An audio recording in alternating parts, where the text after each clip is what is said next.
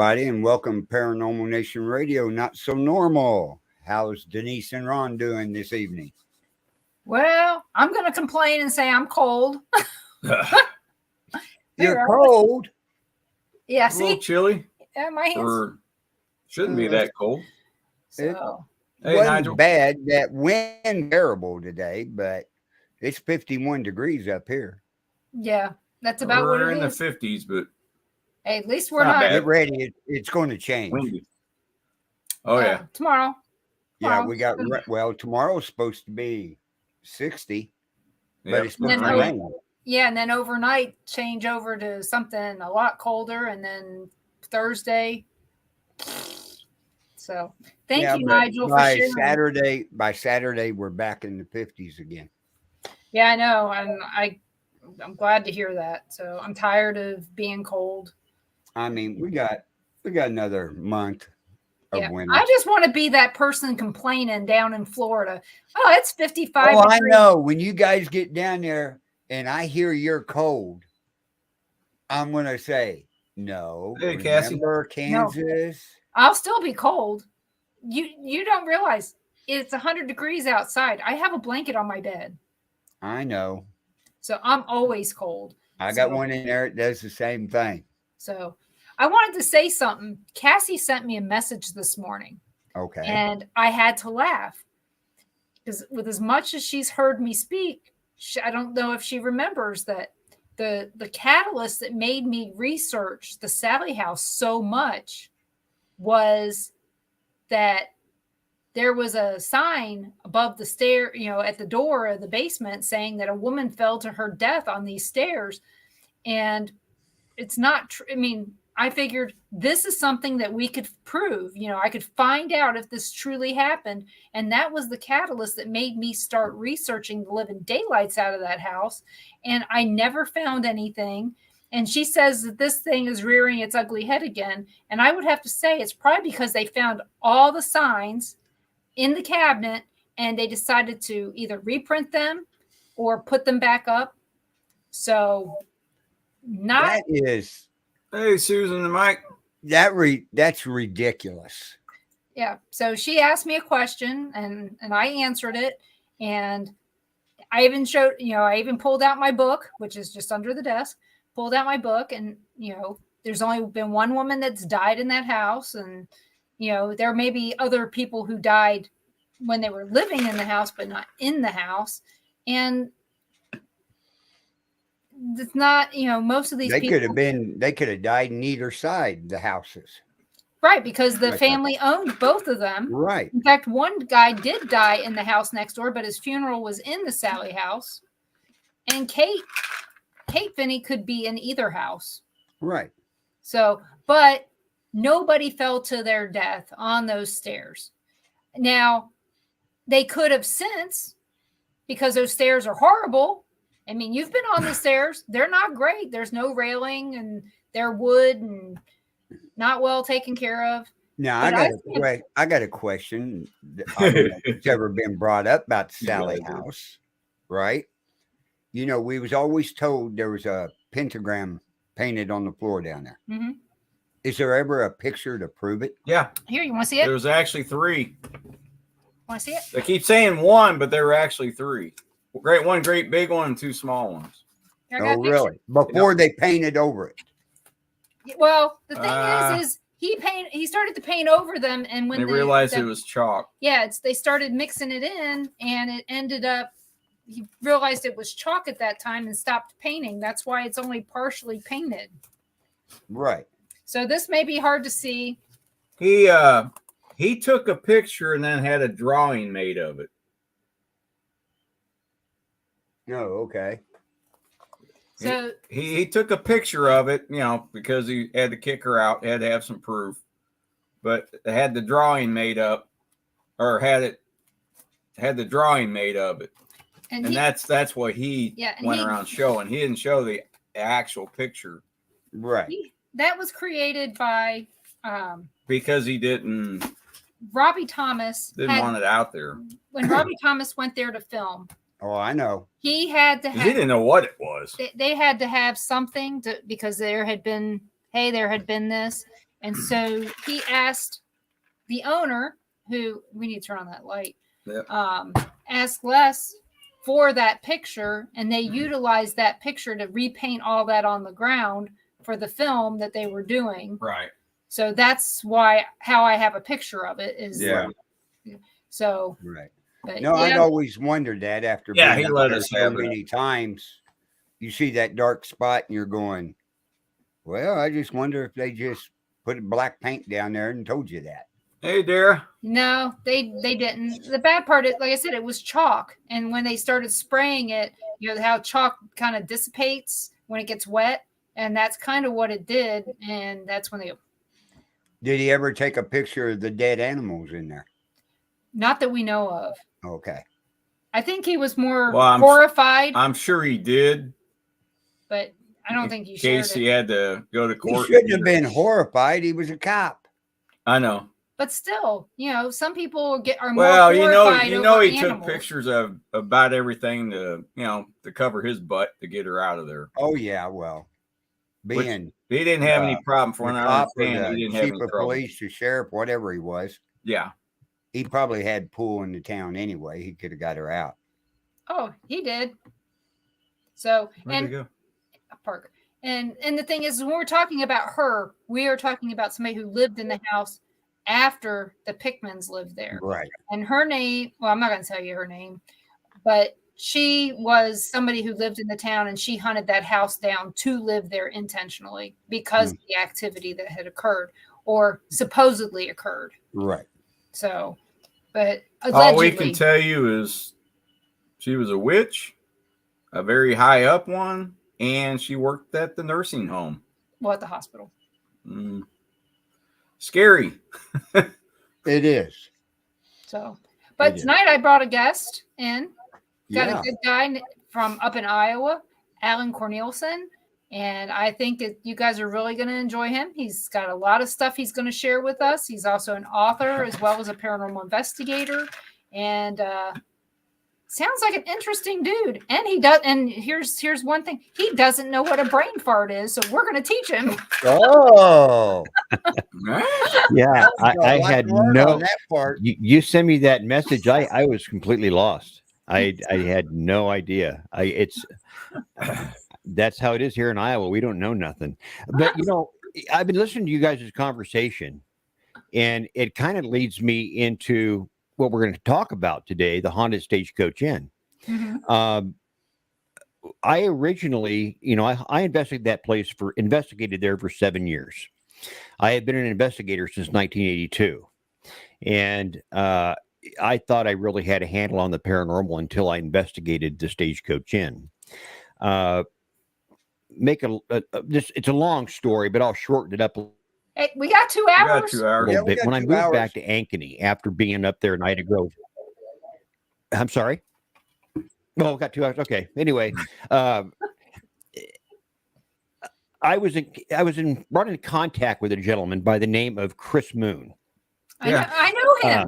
You know Chris Moon. Okay. I know him personally. This is where the Stagecoach Inn story starts getting really kind of interesting. I had left Ida Grove area.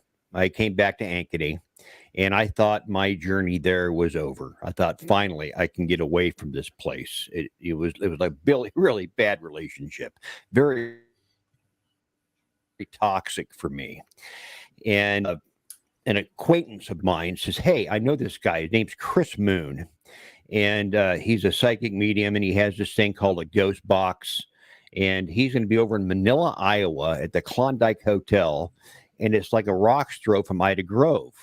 Would you be interested in meeting him there at the Stagecoach Inn because he'd like to know a little bit about it?" And I said, "Yeah, sure, I could do that." So I make the 2-hour drive up to Ida Grove. Didn't really want to go, but okay, I'd go there one more time. Met the man, very nice man. Told him a little bit about the place, and he said, "You mind if I walk through?" And I said, "Yeah, sure. I'm a member of the Historical Society. In fact, I became a member of the Historical Society, so I had complete access to the place."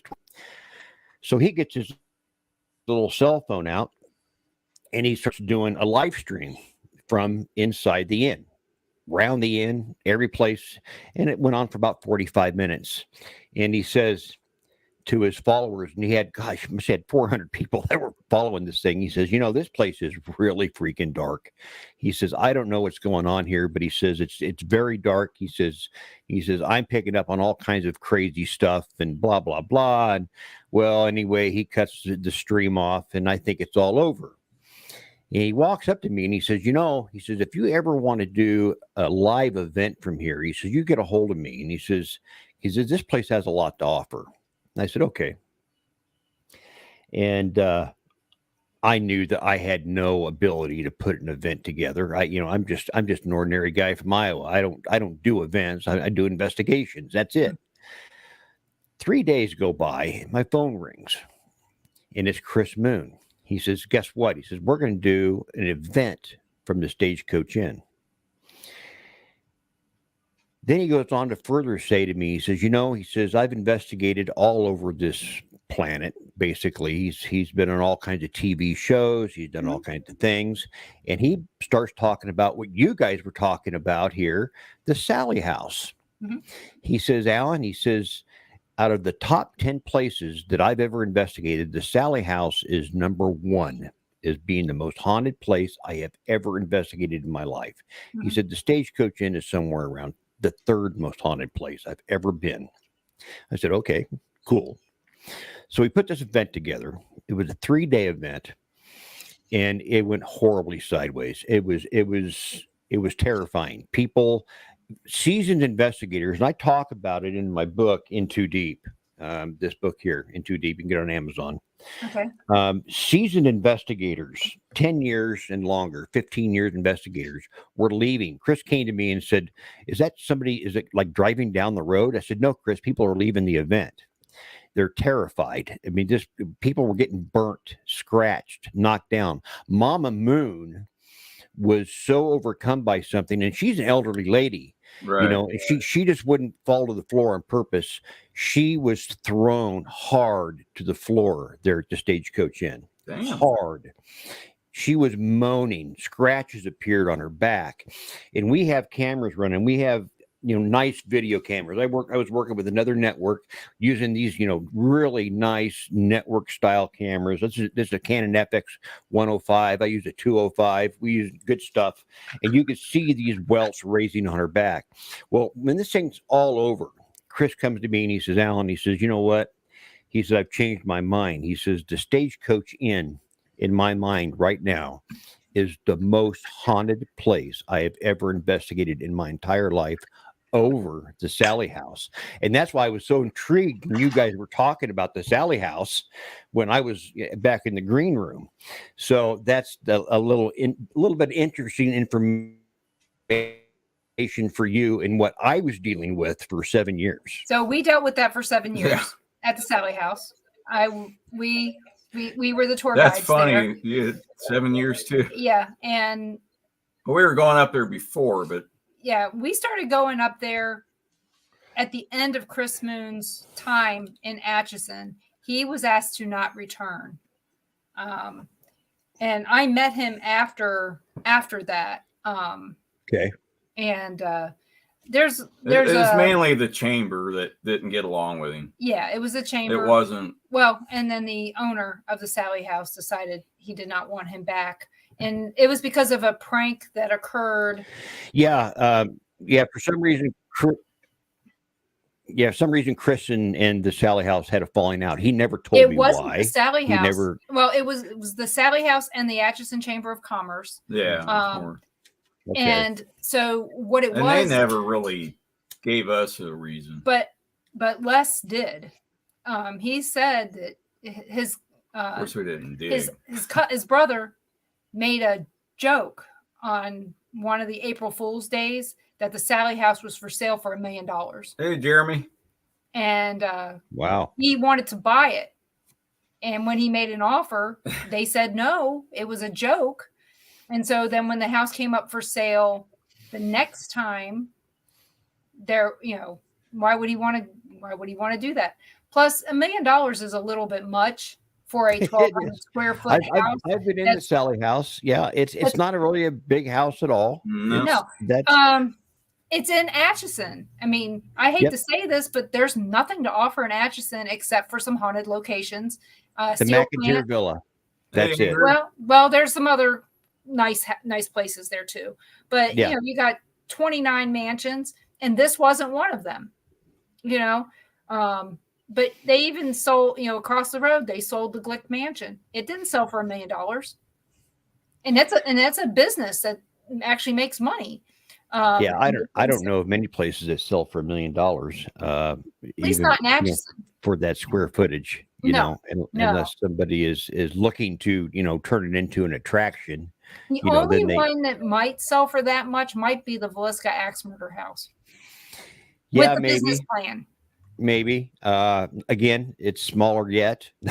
Yes, I know. It's tiny. In fact, the people of Villisca, it's kind of like the people of Ida Grove, none of which are very happy with the fact that the house is declared as being haunted.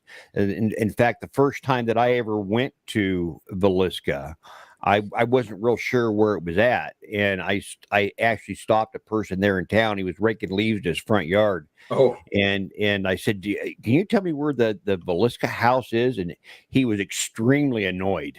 Oh yeah, he rolled his eyes, didn't he? Yeah, they just don't really. They just hate the whole idea. Don't like it. That's just like Ida Grove. I mean, the Stagecoach Inn was the cornerstone of Ida Grove back in 1856. That's when, the Stagecoach Inn was built 10 years after Iowa became a state. So it's old. And the Moorheads lived there. Another group of people were the Comstocks. The Comstocks are still the original. Their bodies are still in the original cemetery in Ida Grove called the Settler Cemetery. Their bodies weren't exhumed from the cemetery and put into the new cemetery in town, the Ida Grove or Ida County Cemetery, which is interesting in its own right, because when they did move that cemetery, the Settler Cemetery, they thought they knew where all the bodies were, according to where the stones were. But, over all those years on top of a hill, the ground moves a lot. Yep. And they gathered the stones. They tried to probe into the ground to find coffins. And they literally in that era used pine coffins, and they just deteriorated. So they recovered what bodies they could, took the stones, put them in the new cemetery, but there's any bodies that are left behind in that old Settler Cemetery that have no headstones. Mm-hmm. And I've had investigators that I brought in. It wasn't a lot of people that showed up to investigate the area, but they said there was a lot of activity up there on the hill. They're not K2s, millimeters. K2s will go off, just blow on them and they'll go off. Yeah. Millimeters were activating all over within the cemetery, as well as dowsing rods. And what was cool, and I wish I had the video, I videotaped somebody that was very good at using the dowsing rods, and would walk, and about every third step they would cross. Yep. Mm-hmm. And then they would go to another direction, and they'd be fine. They'd come back the other way, and it'd be every third or fourth step cross. Yep. And that would tell me that was a body that was there. Mm-hmm. That was we're spiritual energy that's buried in the ground that they missed. Yeah, the question that I would have is, first off, why does every town have cemetery that didn't get moved? I mean, there's always one. Every town I've ever been in has that story. So it makes you wonder the validity. And I'm not questioning you. I'm not questioning you on that, because we don't know. But are the death rods picking up where bodies used to be or where bodies actually are now? That's and I can explain that again. They put a really thorough investigation, and they actually dug down into the ground, but they didn't find anything. I mean, you're up on a knob of a hill, and of course the ground constantly kind of settles downward, and they just couldn't find the bodies. And at that time in Ida County, there was probably maybe 70 deaths, maybe, and they recovered like 60 bodies. That's pretty good. Yeah. But the town got larger, and the whole county, and so they developed another cemetery someplace else. And they thought, well, it's appropriate to move these bodies from this cemetery it was just unusable. You just couldn't use it someplace else.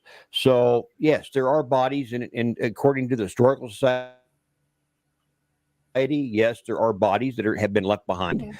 They just couldn't find them. They just couldn't recover any. Yeah, like I said, I just hear that story so frequently that it gets to the point where and it happens all the time. I mean, Cheeseman Park in Denver has that story.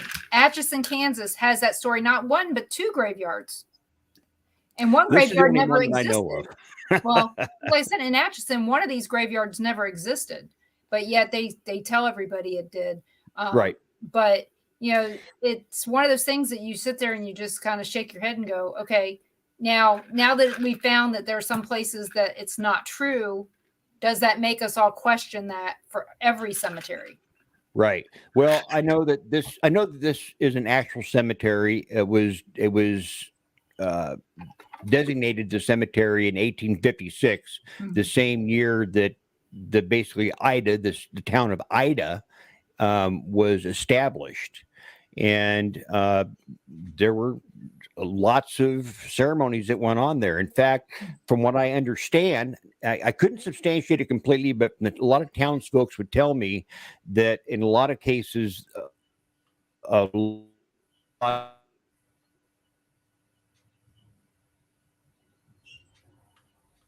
he froze.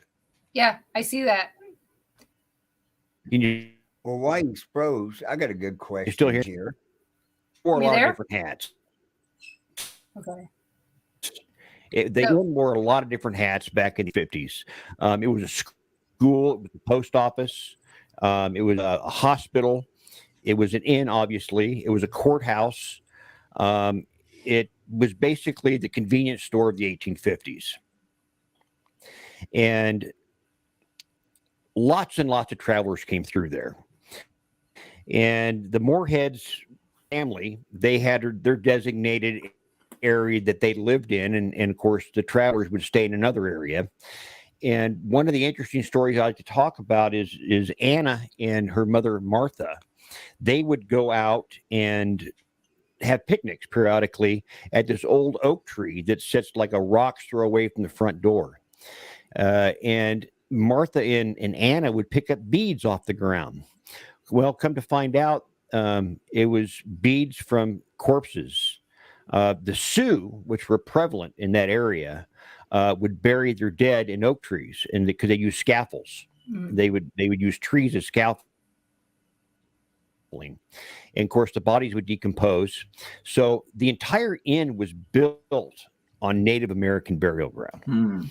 All of the trees in the surrounding area they were all used as scaffolding for the Native Americans. Have you ever heard of a gentleman by the name of Chief Incapaduta? He was instrumental in the Spirit Lake massacres.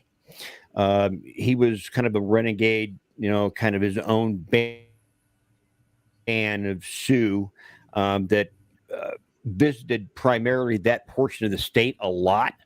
The Moorheads seen him there on many occasions, but he never would attack the inn.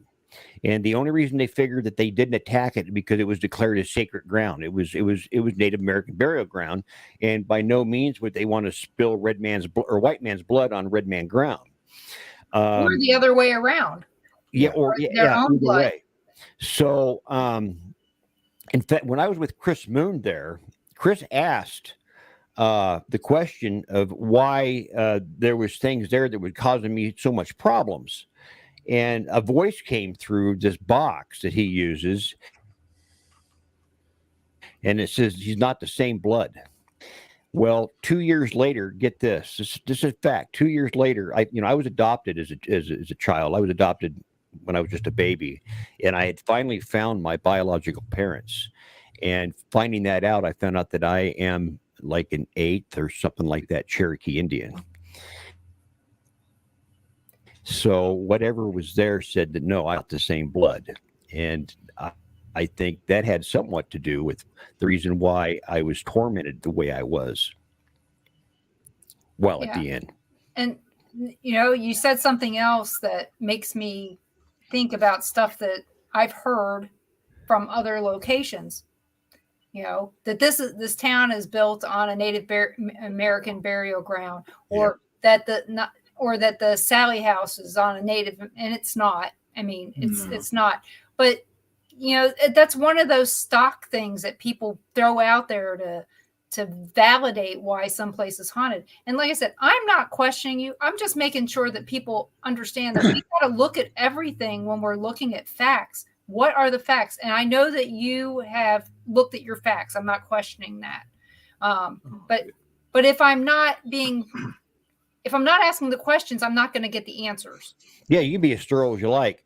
I have dug into the end as deep as I possibly can, as far as the history goes. Mm-hmm. I do know that, again, we do know for a fact that was Native American burial ground. In fact, Martha and Anna had collected so many beads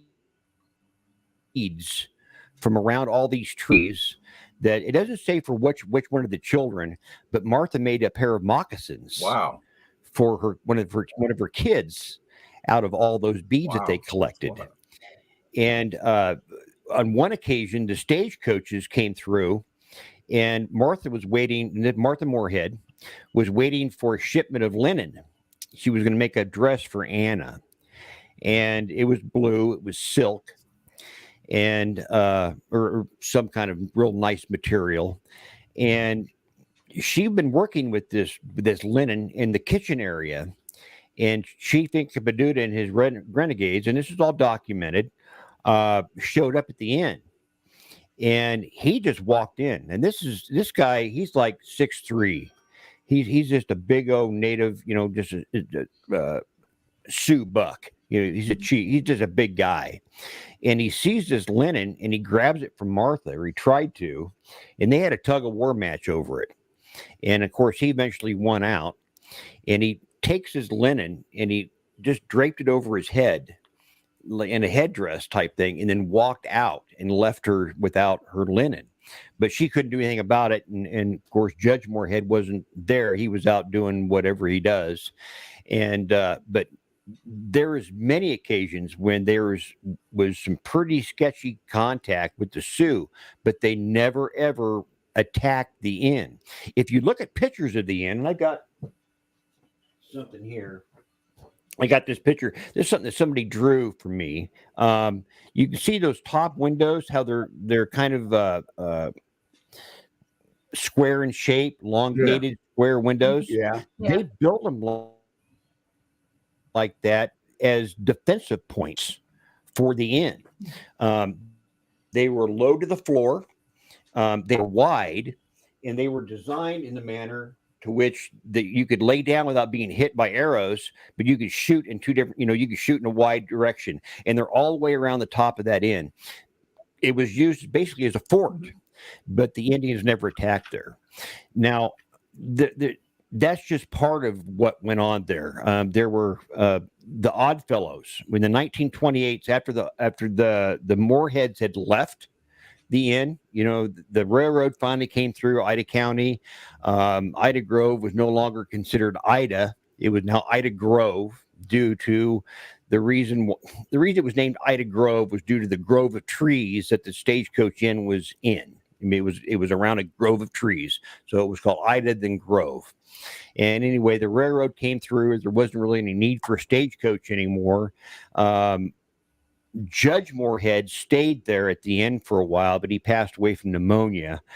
His son Giles, who grew up, he ended up being a doctor and lived in Ida Grove. He took care of his father for as long as he could, and he died of pneumonia there at the end. Martha lived in town. But later, of course, they rented it out to several people. And one of these people they rented it out to was a gentleman by the name of John Moore. And John Moore was an interesting fellow. He was a farmer by trade, kind of. Raised a little bit of livestock there at the end. But he also was a member of a group called the Oddfellows. And they did a lot of their rituals out there. They prayed to paper mache skeletons and did secret handshakes, wore bizarre masks on their faces and stuff. And one day he was found dead. He had hung himself in a tree. They did, and according to the newspaper article, which I have, died in it. He hung himself in an elm tree, 300 rods away from the inn, 300 rods northwest of the inn, up on a high ridge. Mm-hmm. Now, in my research, have you ever seen an elm tree? Ever? They're huge. They're huge. They're absolutely, you can't wrap your arms around them. I mean, they're just the old Dutch elms. Of course, they're all gone now, but they're huge, and the branches were, like 12 foot in the air. Yeah, way up there. Yep. Way up there. This is where it gets interesting for one of the stories, and what I think I was also dealing with out there. John Moore was found dead, and when they got him out of the tree, there was a note in his pocket that said all for the best. What we know about John Moore was very limited, but he had some kind of unknown illness. And he also was to be indicted on some charges very soon in his life. On that same property, according to rumor from some of the locals, during the time that he lived there, a young girl had drowned in a well on the property. And this is where it kind of turns into like a Dateline mystery. John Moore, according to the newspaper article, was being helped by kind of a lady that used to come around and just help him do chores. And he was doing canning one morning, and she was going to come by to help him can some vegetables or stews or something. And she came by early in the morning. It was like 6 o'clock. And she left about 7:30. She left John to finish up his canning, and she'd come back later in the afternoon. When she arrived later in the afternoon, she didn't find John there. But she did notice that all the livestock was fed. Everything had been watered. Everything had been taken care of. But there were tracks, pony tracks. He had a pony that was leaving out into nowhere and out into the woods. And she got worried for some reason. Why she get worried, I don't know, because people that era, they'd take off and do strange things all the time. But she gets a hold of the sheriff. And now it's almost dark. Now, according to this newspaper article, she said that the pot on the stove was boiling rapidly. Now, think about that. In the 1800s, or even in the 1820s or 1920s, there was no electricity out there. There was no gas stove out there. It was all wood-burning stove. That's the only thing they had. How in the hell is a pot going to be boiling rapidly for almost 12 hours? Yeah, that's part of the mystery. When they found John, that doesn't happen with fire stove. No, either the fire's going to go out or it's going to boil dry. One of the two. So the next part of the mystery is they found John Moore hanging in an elm tree, and his feet were like 7 foot from the ground. They had to, according to the newspaper article, get a hold of some young kids, teens, to come up to this hill where they finally found him after using lanterns. They finally found him, and they had to climb up into the tree and cut him out of the tree. Now, that might not sound odd. This does sound odd. He tied the pony up away from the tree. Okay. Now, a man who has the conscious state of mind to water his livestock, to take care, feed them, and it wasn't a suicide. Ride a pony up onto a hill, tie it up to a tree, right? Not knowing when this pony is going to be found. He didn't use the pony as a scaffold to stand on. It was away. How did he get hung? He was He murdered. was murdered. I believe that. I believe that. And there was this odd note that said it was all for the best that was in his pocket. I think the people of that county thought he was going to fall through the cracks of possibly with this rumor of this little girl being killed, thought he was going to maybe not be prosecuted and was killed there. Now, you got to take in mind, too, that I've got all kinds of emails from people here just recently saying back in the 60s, Ida Grove, the little Christian town of Ida Grove, the cornerstone of Norman Rockwell painting, the way this whole town's kind of laid out, used to have two signs at each end of town as you come into town from the west or from the east. And each of those town signs would say, blacks, don't let the sun... So it's a sunset town. Don't let the sun fall on you. Or That's sundown. exactly what it said. So there's a lot of darkness that goes on, and it has gone on in Ida County. I did a lot of investigations there. Good Lord, there's a lot of hauntings going on, but nothing like, I've never seen anything like the Stagecoach Inn. I caught a spinning wheel turning there one day. We had a lot of activity on the staircase. I used a vibration sensor, and this vibration sensor is the kind that you would buy for your home. It's magnetically, you put it on like a steel door. So if somebody really shakes the doorknob, it'll go off. It'll go into alarm. But it takes a lot of force to make it go off. And on countless occasions, I would set that vibration sensor up on the staircase, and it would go off. We'd have cameras on it, and it would go off. I put a motion sensor on the staircase, and I shined it I had the back of the motion sensor against one wall, and it was looking at the other wall opposite of, and it's only about 4 foot wide. And I had it running, and I said, if somebody wants to go in front of that motion sensor, do it. And it was about 4 foot up the steps. And I walked into another room, and as I walked into the room, I'm talking about stuff. The motion sensor goes off. I run back. I literally ran around the corner to this motion sensor, and it's just screaming. Something had went past it. So anyway, I'm trying to debunk all this stuff, trying to figure out why all this stuff's going off. And you got to understand, that's how I work. I don't believe that everything is paranormal. There has to be an explanation of something to everything. And I was there that day trying to figure out why these motion sensors were going off, vibration sensors were going off. And on a previous investigation, one of my investigators said, hey, I think that spinning wheel turned a little bit. I just happened to glance over there, and I think it turned. I didn't see it. So I just nonchalantly said, I'm doing filming, talking about the staircase. And I said, and that's the notorious spinning wheel that sits over there in the classroom area. One of my investigators thought that maybe it turned one day. And I said, maybe today it'll turn, and this is broad daylight. And I kind of walking around the inn, and I come back into the staircase, and I just happen to turn the camera, and you can see the spinning wheel go backwards and then gets thrown forward just at a dramatic speed. And I caught that on film. And if you've ever watched anybody use a spinning wheel, they always pull it back a little bit and then throw it forward when they get ready to use, reenact it. And it is in the exact same manner. And I caught it on tape.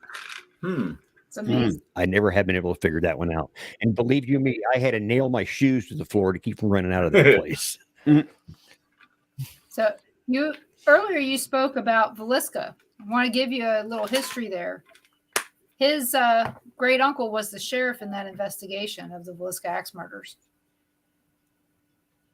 I'm sorry, I didn't hear all that. His uncle his great uncle was the sheriff. My great uncle. Yeah, Oh, Orrin okay. Jackson was his great uncle. Hey, Barbara. Yeah, hey, Gary. So I've only been to Velisca once, and it was during the daylight. I wasn't going to pay I think they want like $400 for a night there. Yeah. And I'm not going to, I told myself, I said, you know what? I have lived haunting. I've experienced haunting. I've gone through it. I'm not going to pay for it. Right. You get it for free. I'm not going to do it. But yeah, I was there during the daytime hours, and I wasn't overly impressed. Of course, it was daytime. There was Well, one Hey, person that was you one had person stuff was during the using day a there. K2 meter. Was guy was using a K2 meter, and he said, "Oh, he said, there's ghosts here in the staircase." And I said, "Look above you, pal." I said, "The air conditioner's on."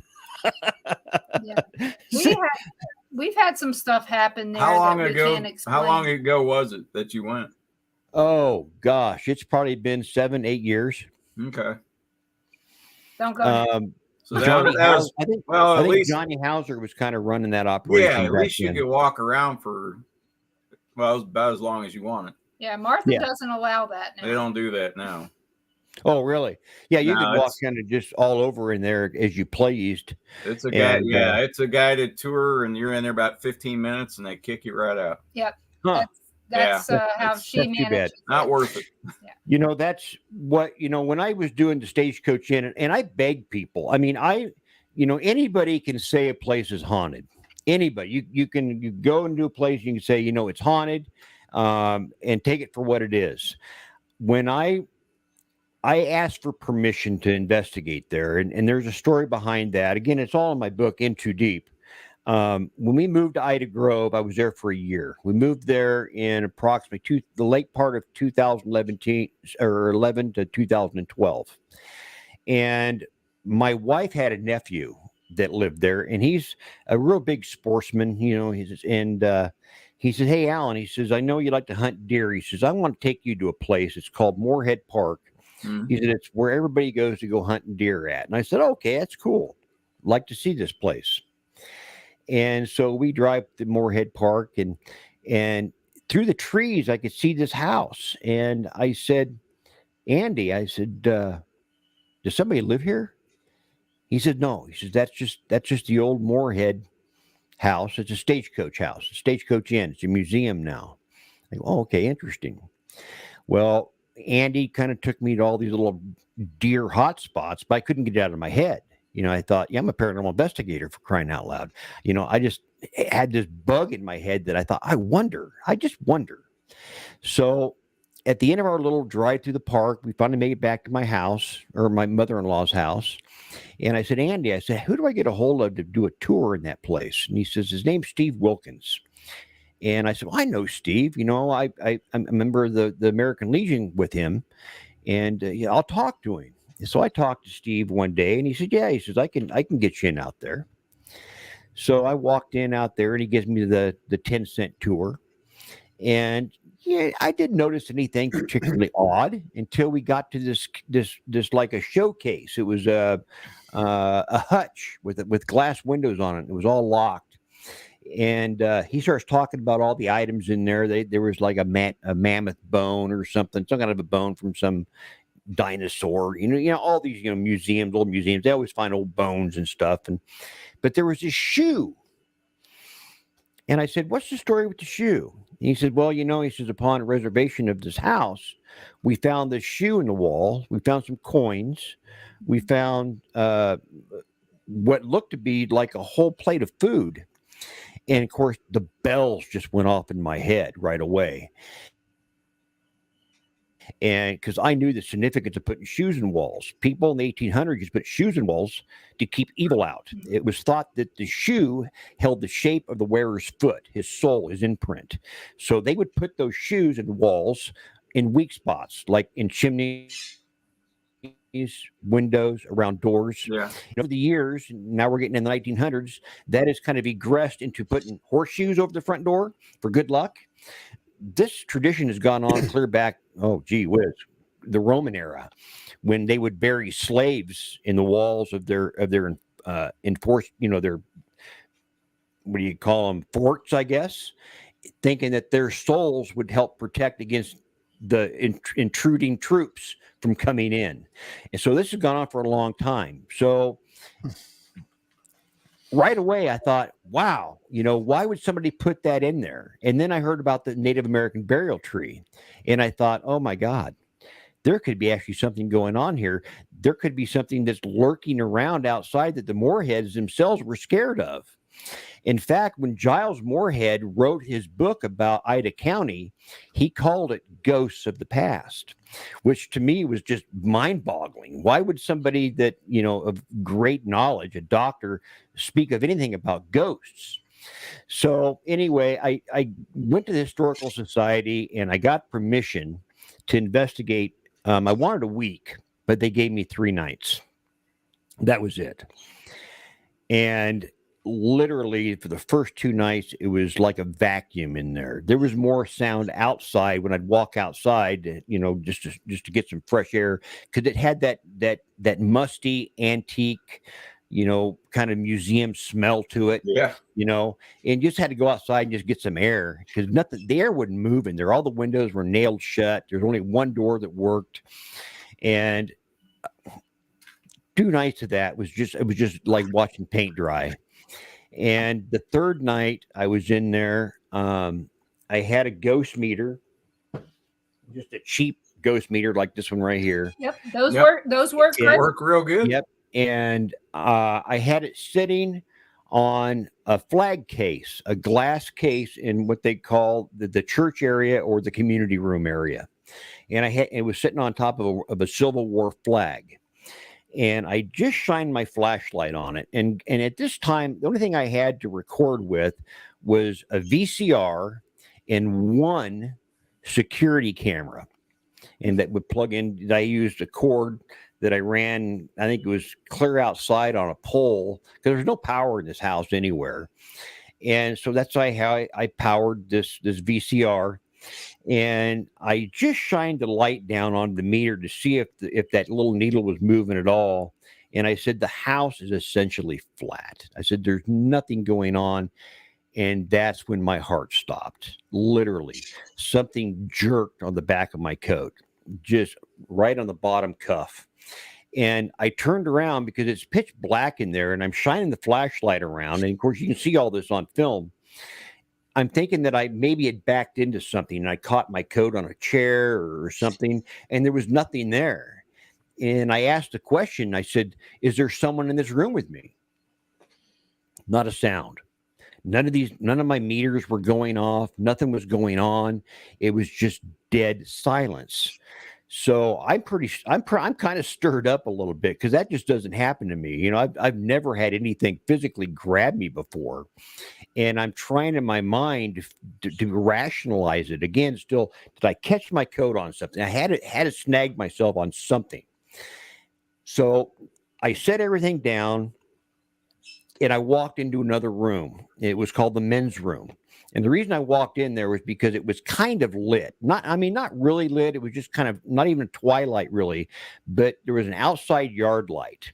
So it was a little more light in this room than any other room. So everything was kind of silhouetted a little bit better. And I felt a little more comfortable because I could kind of see my surroundings a little better. And so I sat over in the furthest corner of this room where I could see where I just came from. And I could also see towards the kitchen area of the building, of the inside, and trying to calm down. And kind of cornered myself, but at least I can kind of see everything from where I'm sitting at. And that's when the plates start clinking. There was china in the kitchen area, and I could hear china clinking together, like somebody was starting to move around plates and making a meal. And as I talk about it in the book, when I got up to try to walk out of there, my legs literally felt like lead. I could not hardly pick them up. I was terrified. I didn't know what was going on. And I got out of there, and I sat on the tailgate of my Durango, because it was just parked just outside the door. And I tried to pull myself together and say, come on, Alan, you're being an idiot. There's nothing there. And I just kind of looked up at this place, and it just all of a sudden, it just looked like it just grew. It didn't grow, but it just had that feeling of just ominous, just dread that just was there. And as most investigators, we like and love our equipment. We take really good care of it. I literally got the courage, jumped up, went back into the location, and pulled on every light as I went through every room. picking up everything I had by the armfuls and throwing it in the back of my Durango. I didn't care. I just wanted to get out of that place. The following day, I start going over all the audio evidence that I had. I had a digital recorder running the whole time, and it got to that point where you can hear me say, "Is there someone in this room with me?" And clear as a bell. In fact, if you go to my Dark River Paranormal page, you can find all these recordings. Everything that's in the book, I caught on video or tape.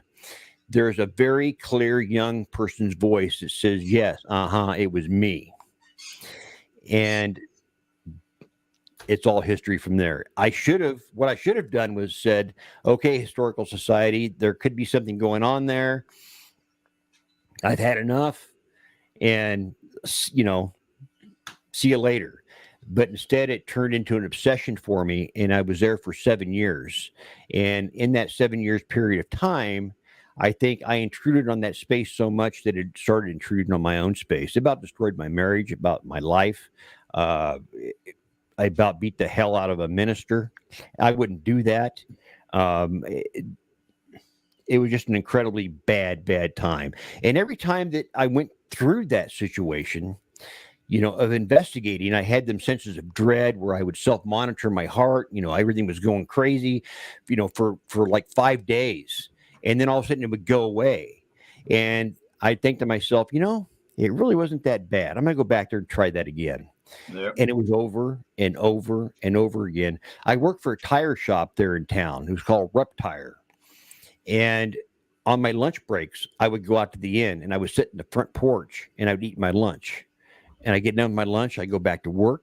I get off work. I go back out to the inn and I investigate until almost dark or at dark. Obsessed with it. It was constant. It was You were drawn to the house. Or it drawn was there for some reason. Just like I was to the Sally house. Like she was with the Sally house. And it turned into a complete. I refer to it as my hell. People say, "Well, how could it be so hellish?" And I said, "Well, everybody's hell is different." And as I described in my second book, In Conflict, when I tried to explain to people what hell is, for one person to stand in a checkout line with a screaming kid that's pulling, stuff off of shelves, they might think that's hell while somebody else doesn't. Right. Well, one person sitting in sweltering traffic, summertime, but somebody else is saying, "Hey, this is a good time for me to just listen to the radio and just relax." So everybody's hell is different. And the Stagecoach Inn was my own personal hell. And when things started occurring at my mother-in-law's house, for instance, we moved her down to the lower levels of her house because she was getting to the point where she was falling a lot. And so we put her in a parlor area. We kind of set it up with a bed and all the things she would need. And she went to me one day. She says, "Alan," she says, "what are you kids doing running up and down the stairs at night?" I said, "Mom, nobody's running up and down the steps." She says, "You are, and I'm getting tired of you keeping me awake." So I set up the camera one night at the top of the steps, and I had, again, one of these little, the ghost meter, and I set it on the steps, and I have the camera kind of up on the landing looking over the handrail because I want to catch all of this, the staircase all the way down. And honest to God, it's called The Shadow. You can go to the Dark River Paranormal page and you can see it. There is something that moves across the wall, a shadow, goes right up against the ghost meter. The ghost meter goes off and the shadow runs away from it. So something at the Stagecoach Inn was now following me home and invading my space. I talk about my brother-in-law, Mike, who is a minister, for the Church of God out of Pennsylvania. And he'd come back every year for my mother-in-law's birthday every year. And I told whatever was there, I said, "Look, I don't know who you are, what you want, but if you don't leave this family alone, I'm going to tell Mike about it. We're going to have you removed."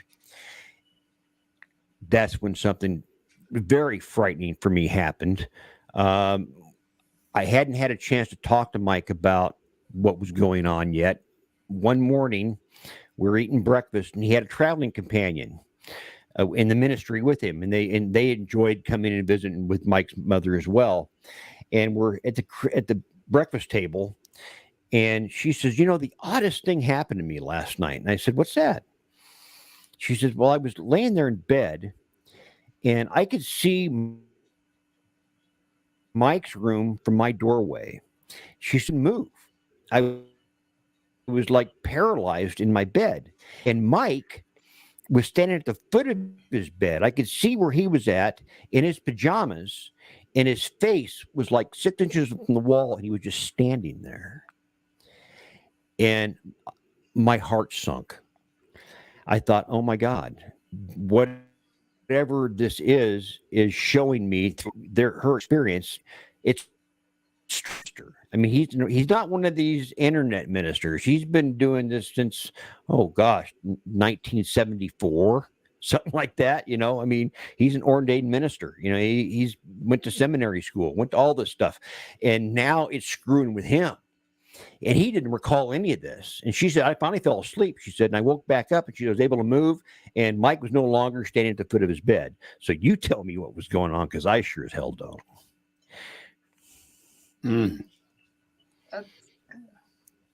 So how long did? Sounds familiar. Yeah. So how long did we had crazy things going on at our house too? So how long did the activity occur? It went on off and on for probably 4 years. It started about 2 years after I started investigating there, and then it went off and on throughout the remainder of the time until I realized that these things happen so stealthily, you don't even really know that it's going on in your life. If you just think weird things are going on, you don't even with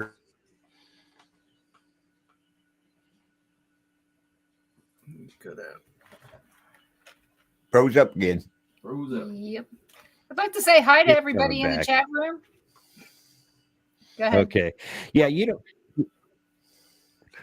hi. No, you don't know this thing called the paranormal. It's so stealth.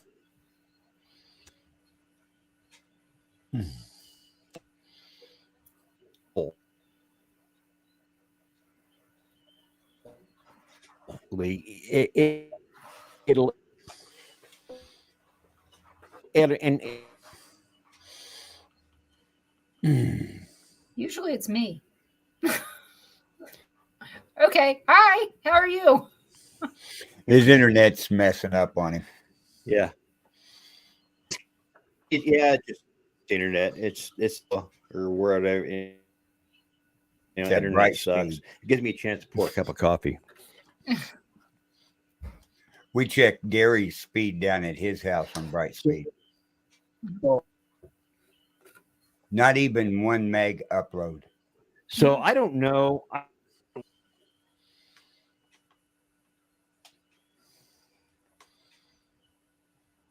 He'll be back with us, folks. Hang on. Yeah. Paranormal. See, paranormal. It's paranormal.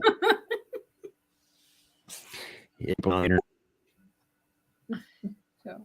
Yeah, paranormal. So, but anyway, that's everything, and I can't emphasize this enough. In this book, everything in this book that I write about and talk about, you can go to my page and find the video associated to it. Everything from the spinning wheel to talking to people about the inn. There was a gentleman by the name of Elmer. Elmer was one of the old farmers of that era. And when I was getting ready when I got permission at the library one night to investigate the inn, Elmer in his old overalls, he walks up to me, he says, Alan, he says, I am so grateful.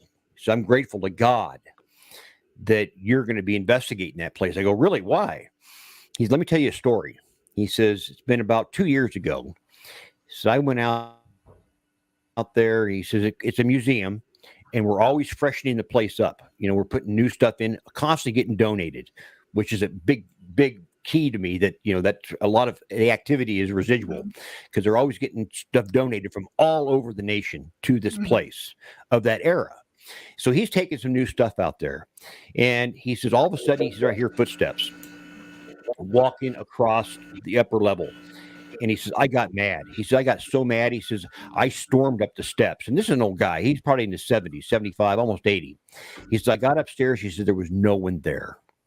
There was no windows busted out. There was nothing. He said, it scared me. He said, I had no idea what was going on. I said, oh, that's quite the story there, Elmer. A year later, I'm getting ready to do an investigation. It was on a Friday night, and the park ranger shows up. And he says, what's going on tonight, Alan? You going to investigate? And I said, yeah, I'm going to investigate her tonight. He said, I ever tell you the story about Elmer? And I go, no, what? And of course, I already kind of knew a story about Elmer. Elmer told me. He says, well, I'm doing my patrol through the park, and here's Elmer walking around the inn. I said, yeah, it's a gun. He says, yeah, exactly. He says, I approached Elmer, and we had a little short conversation. And he said, I said, Elmer, you can't carry a firearm in this park. And then Elmer says to me, he says, I know that. He says, but let me tell you a story. And he told the park ranger, his name's Rhett, the same story he told me. And he says, I will be damned if I ever go back in that place without a gun. Now, what he's going to do with a gun in there and a haunted location, I don't know. But that's how stigmatized he was to whatever was going on in there. I recorded something one day. I found out that Andy, my wife's nephew, his grandfather was Doc Kenny. Doc Kenny was the local veterinarian, but he was also the chief organizer of the Historical Society. And he was approached by the Park Service one day, and they said, look, you either got to tear this old place down or fix it up, one of the two. And so Doc Kenny organized the Historical Society, and he was adamant that every had wooden pegs, square nails, everything of that era had to be used in order to put the inn back in its original shape. That's why it's on the National Historical Registry. Well, I'm in there one day, and I'm doing some EVPs, and I said, my name's Alan. I says, and I just recently found out that Doc Kenny, you might know somebody that I know. It's my wife's nephew, and his name is his name's Andy. I didn't hear anything. Well, I came back home, and I went over that EVP, and of course I hesitated and paused, and in that pause you hear Andy, and it blew my mind. And I called down to my wife. She was downstairs. I yelled, I said, Pam, I said, come up here and listen to this. She puts the headphones on, and she says, oh my gosh, that said Andy. I said, I know. I said, get Andy on the phone. So we call Andy, and he is a devout Christian. He doesn't believe in any of this paranormal stuff. Never has, never will. Unfortunately, we lost him to Lou Gehrig's disease here a couple of years ago. But Sorry. Anyway, Andy, I said, listen to this. And he's just kind of grinning. He has the headphones on. And all of a sudden, you could just see the blood wash from his face. And he looks at me just cold stone and says, that was Grandpa. Just complete. And it still to this day puts chills up my spine when I talk about that. But he just says, that was Grandpa. And he listened to it like 3 times. And he finally just took the headphones off. He set them on my desk, and he walked away. He didn't say another word. And he never talked about it from that point on. Did he believe after that? Or you don't know because he never talked about it? He never said. He never talked about it again. And in fact, his wife just didn't like the idea of anybody talking about ghosts and stuff. They just didn't, that didn't go over very well in their household anyway. So there are no ghosts me being in a the paranormal Bible? investigator, I didn't get invited to a lot of. What? There are no ghosts in the Bible? In the Bible? Yeah, because you said he was a devout Christian. Yeah. it talks about the Holy Right. Ghost, as far as I know. All the time. But excuse me, my mouth's getting It's dry. okay. It was just me being sarcastic anyway. No. But but talking about Bibles, and of course I talk about it, and here again, and it should have turned a light switch on for me, but it didn't. When I would record all of everything that I captured, I really didn't have a good way to upload it to Facebook. Everything that I captured. So I used, at that time, the only thing I had was a Bell and Howell video camera. Mm-hmm. And I would set it on books, and I would put it up against a little black and white TV, and I would take the recording, they'd do the VCR, and I'd just play it. When I find something, I'd play it and I'd record it. Then I had that little SIM card, and I'd put it in my computer, and then I'd make a little video out of it. I did this for, I don't know, 2 or 3 different times. And one day I realized, I said, I'm using books to stack up to put my cameras on, and all these other things, stacking them on books. Guess what they were? Bibles. All of them. And I didn't even recognize the fact that's what I was using. And I should have took that as a hint, I'm thinking. And so it's just another layer of curiosity of, again, was something telling me something? Am I supposed to be doing this? Should I be backing away? But eventually I did back away, and I left there. I did that investigation in 2018. And in fact, I called it the Stagecoach in 2018. And that's when I finally, I'd seen something that was not of this world. And I left. I'll never go back. Never. I have no reason to go back there. Same here. The Stagecoach Inn needs to remain as it is. It needs to remain a museum. It doesn't need to be investigated. I tried so hard, and going back to what I was trying to say earlier about, anybody can say a place is haunted. I tried so hard in those 7 years to get somebody to come and investigate it, to validate my findings. I really wanted somebody to come in there and say, yes, what you're experiencing is real. I had like 7 teams that showed up like once a year, and it was really cheap. It was a donation to the Historical Society. We couldn't charge a fee. It had to be a donation, because if it was anything more than that, it would do something to their tax exemption or something like that. So, it was cheap. It was $20 a person, and 5, 6, maybe 6 teams that showed up. And every one of them left there just shaking their heads like, oh my God, they've never experienced anything like that before. One team had what they call a beam sensor. Excuse me. And they set it up in front of a window in the judge's quarters. Now, Judge Moorhead, John Moorhead, he was the judge of Ida County. He was a very educated man, and they voted him judge. And he was a judge of mostly county or property lines. He understood how to measure property and who owned what and everything else.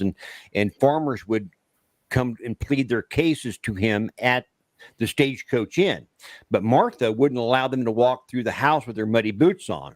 So they would meet at the window outside of the inn, and they would plead their case to the judge, and he would make his ruling on who owned what. So on this particular night, this group of individuals, they set this, what they call a beam sensor, across the window. And I just happened to be in there with them, and I had that crappy Bell and Howell camera, and the alarm goes off. And they're scatting around like, that can't be going on. That can happen. That just can't happen. That alarm should not be going off. And I interviewed one of them afterward, and I said, what's that thing called? He said, it's called a beam sensor. And he says, something has to physically break that beam and go off. He says, in fact, we purchased this thing for Edinburgh Manor. And he says, we were certain of all the places in the entire world, that beam sensor would be tripped, would be at that place. And he says it has never, ever gone off until tonight. And that was impressive. So So I don't know if it was a judge or not that was. Out of all the times you investigated or you were there, was it always active, or did it have? No. There'd be times that I could be there for a week, and it'd be like, again, it would be like a vacuum. That's like Sally House. Sometimes that felt like an old regular old house.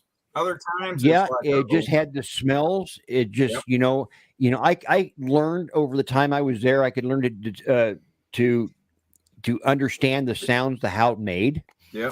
And you recognized, and you knew that it wasn't paranormal. It was just normal settling sounds of the winter, spring, and fall. I was there all year round. I was familiar with everything that place did. But one night I set up some video cameras when I finally got more cameras, a bigger DVR system, and I would set cameras up there on the weekends and leave it. And I'd just lock the doors and I'd leave. I wouldn't tell anybody there was cameras in there. I didn't want nothing stolen. And I go back and I retrieve them. And then over the week, I would just take the time and I'd watch 20 minutes of video or whatever on camera 1 or camera 2 or camera 4. And there were several occasions, and take in mind I had audio on all these cameras. Yeah. You could hear footsteps in there, and then you would see dust fall from the ceiling. Yep. As if somebody was walking, and then of course dust would be falling down. So, and I knew the place was locked up. There was nobody in there, and it was like 2:00 in the morning when I discovered this kind of stuff. So it would occur there when I was there or when I wasn't there, and I think it's going to always occur. There is something very dark that's there. I don't know what it is. I've done some research about native burial grounds that's basically states if you disturb it and you build on it, that there are dark entities that will haunt a location until it is brought back to its state that it was before it was built on. Just like the Amityville house, supposedly. The Amityville house was built on native ground, but it was for the insane. Believe it or not, a lot of Native Americans designated certain parts of their encampments for the sick, the elderly, and the crazy. And what I've read and what I understand, where the Amityville house was built was for these insane and crazy and sickly people. And that's probably why it's so active, and it'll remain that way until the land goes back to its normal state. And it'll never be changed. Yeah. They're landlocked out there. That's all they can Right. do. So Yeah. So it'll always be that way. But it's not to say the Stagecoach Inn, it's almost nearly 200 years old now.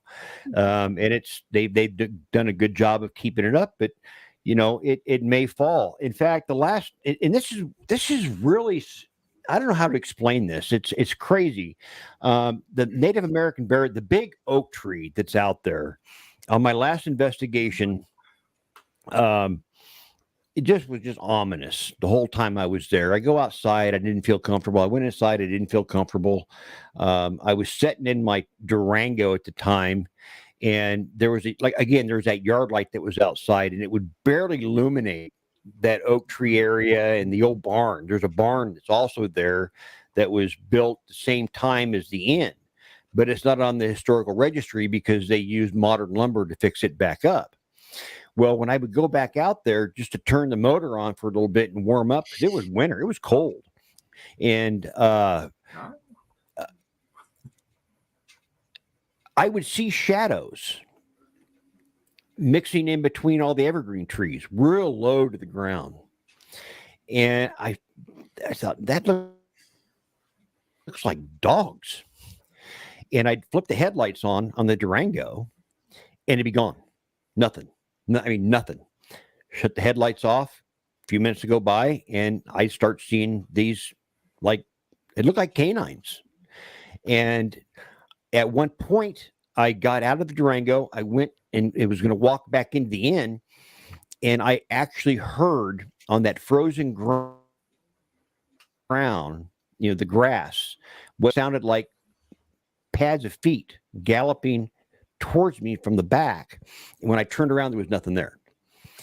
But it sounded like paws.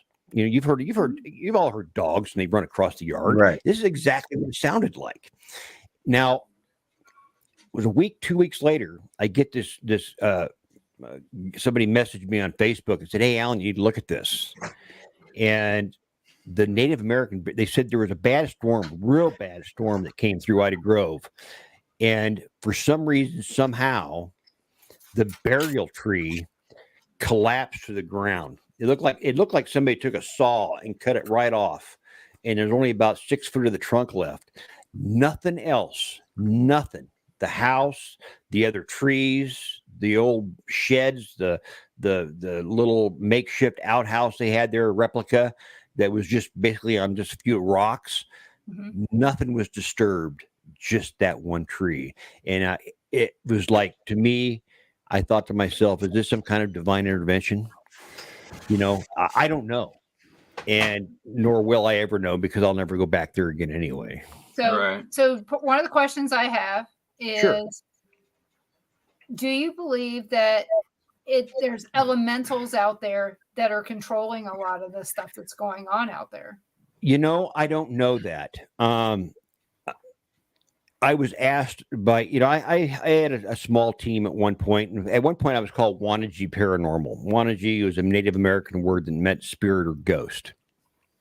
And they were always asking me, they said, let's investigate outside and take pictures and stuff out there and try to figure out if there's any elementals here. And again, I'm the kind of guy that, I thought, we live on a really dirty planet. I don't want to be taking pictures outside because there's cottonwoods everywhere. It's in a park, for crying out loud. The pollen's in the air, there are bugs, there's all kinds of crap. And I just didn't want to investigate out there.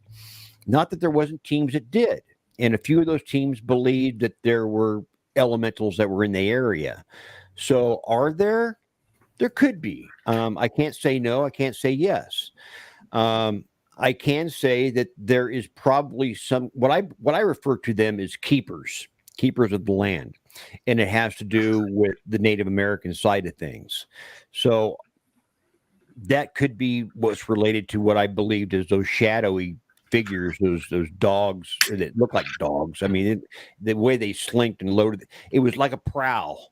Mm-hmm. When they moved, it was kind of like a prowl, real low and very deliberate in their steps. And so, I can't really answer that question. Could be, yeah, sure, why not? I can't say yes or no. Going along with the Native American thought process. Okay, so I'm Cherokee and Blackfoot. Okay. So I know what part of the thought process is that, yes, we have spirits, but we also have other things that are of the land that we can't explain. We as people have trouble explaining. Right. Because we don't know even the Native Americans, even with as much as they know, a lot of mythology. Yeah, there's a lot of mythology in Cherokee Nation. I'm sure you've heard of Spearfinger. Mm-hmm. Native American lore. It was a woman that would kill Native American men. She would take on the shape of something very beautiful, and she had this very pointed finger, and she would stab and take their internal organs out. It's a crazy lore thing, but it has to do with the Cherokee. And the Cherokee has, they believe that everything was living. The grass, the trees, the air, the thunder, lightning, it all had spirit to it. Right. Another question on here was, is it still available to investigate? No, it is not, and never will be. People ask me that all the time. They said, Alan, are you ever going to go back there and investigate? And I go, yep. About 5 seconds out of every day. It's right there all the time. But no, it's no longer open to investigate. You can tour it. You can get a hold of the Ida County Historical Society and ask to do a tour. And they would be more than happy to give you a tour of the inn, but they would not shine on the fact if you said, well, are there ghosts out here? They would just freak. Oh, okay. don't get me wrong. There's a certain group of people, individuals out there, what I call the younger generation, who are very interested in what I'm doing. In fact, the president of the Historical Society was very interested in what I was doing. But there was also another group of individuals, which I call kind of the godfathers of the town.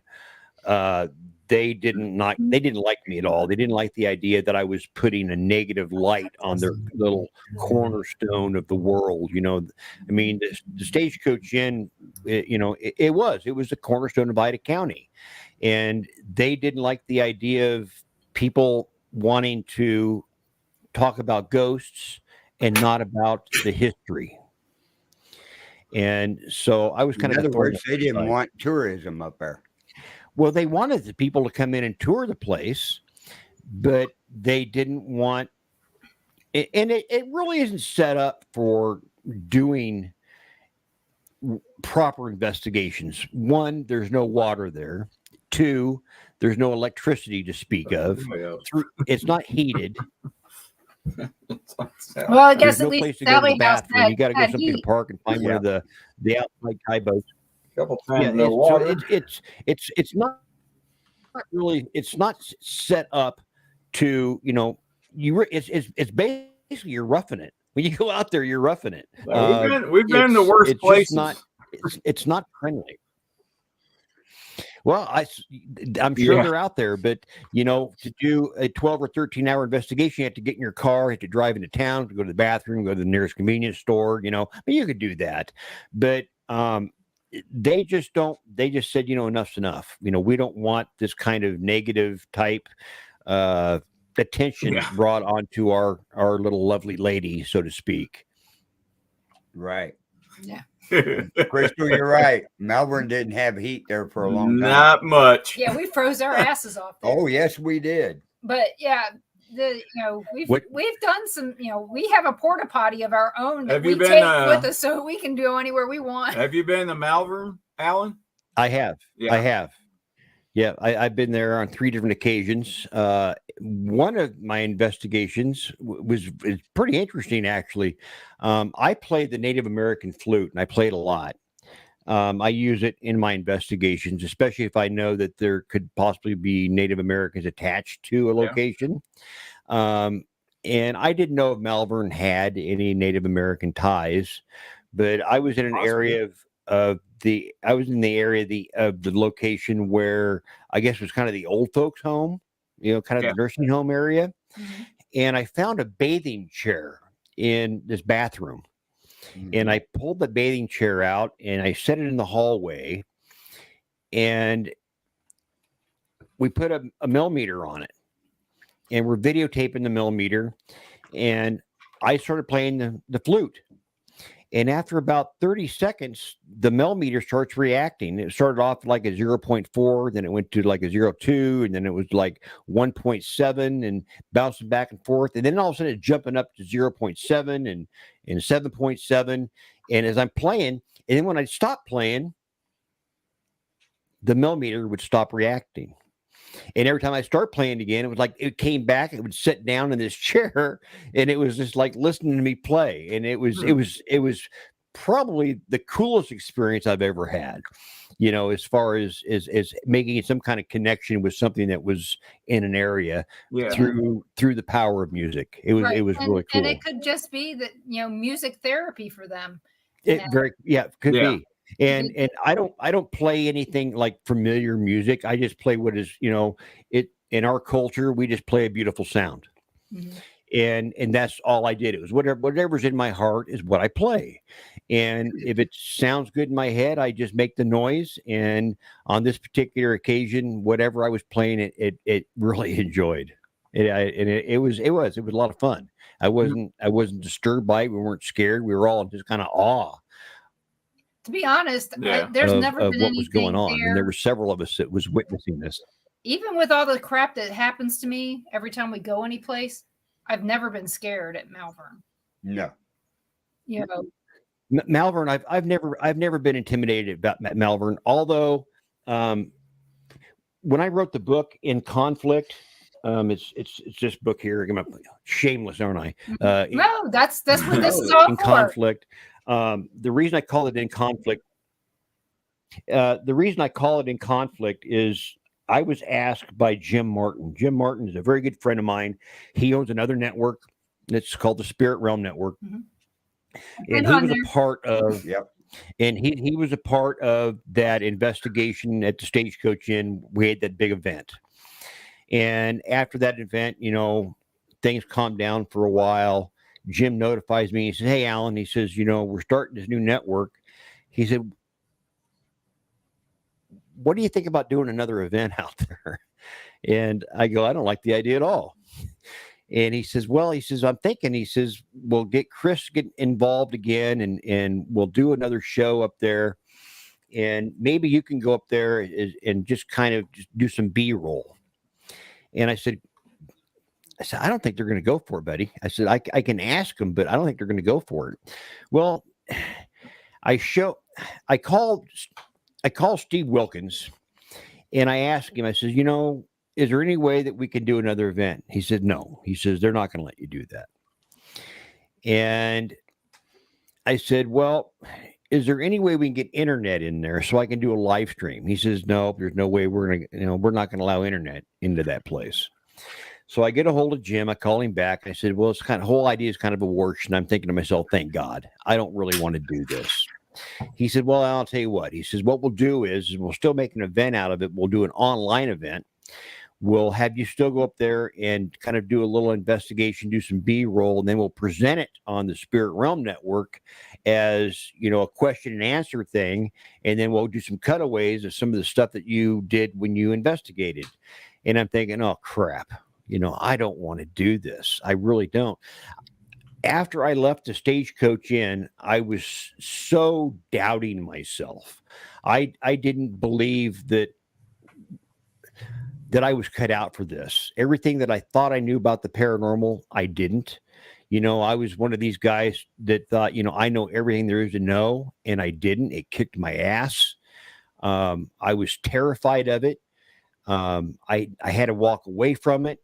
And now I have a good friend that I don't want to disappoint, telling me that he wants me to go back there.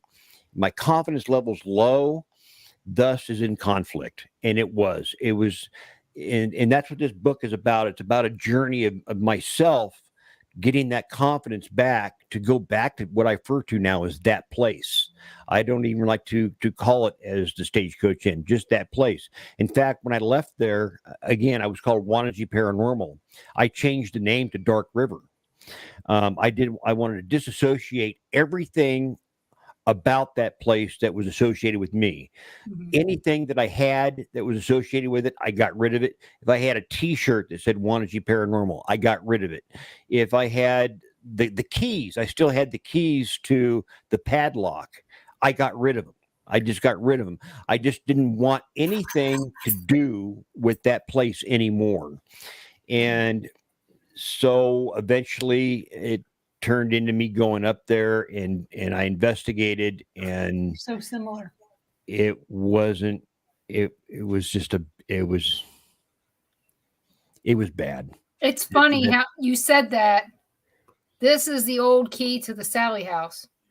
Mm-hmm. See, yeah, I see. And I still have it every day just as a reminder, because I was trusted to have this key. That's what it shows me. It tells me, hey, I was trusted to have this. I don't have anything. Well, I kind of do. I talk about the nightmares that I still have. And I commissioned an artist, and they did a painting for me that is really close to what my nightmares look like associated to the Stagecoach Inn. But here recently, that drawing. That drawing was done by Rex, right? Yes, it was. It was done by Rhett. And I asked him, I said, "You think you could do a picture of the Stagecoach Inn for me?" And he says, and I had a lot of photos on the Stagecoach Inn, different angles, different things, the outside of that place.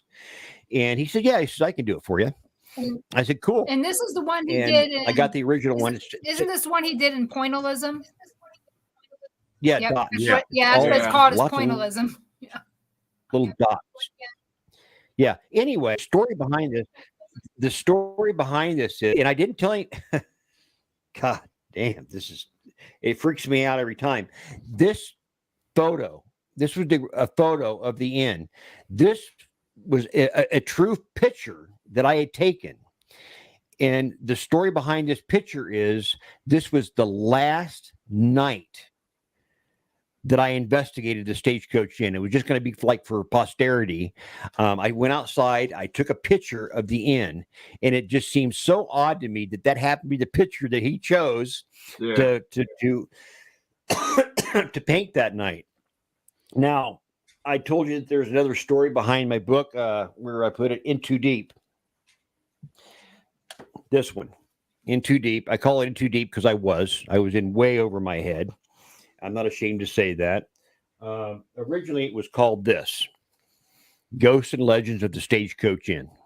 I remember that book when you put that out. It did really well. And I found the reason I got rid of this publisher. One, I didn't really like the title ever. I wanted it something else, but he was kind of taking charge of everything. And he said, we're going to call it Ghosts and Legends of the Stagecoach Inn. It sounded really hokey and dumb to me. But anyway, he was kind of screwing me over on how he was paying me. That's not what upset me. What upset me was, I know who that is. Yeah, his name. Well, his first name's Eric, and I'll just say that's it. Then no, it wasn't the one I was thinking. Okay. Anyway, somebody says, "Hey, you need to check out this website." I said, "Okay." So I go to the website and I check it out, and lo and behold, there's my publisher on this website. My publisher is the minister of the Church of Satan. Wow. Oh, wow. Yeah. And so you said adios. And I did. And I said, I can't do this.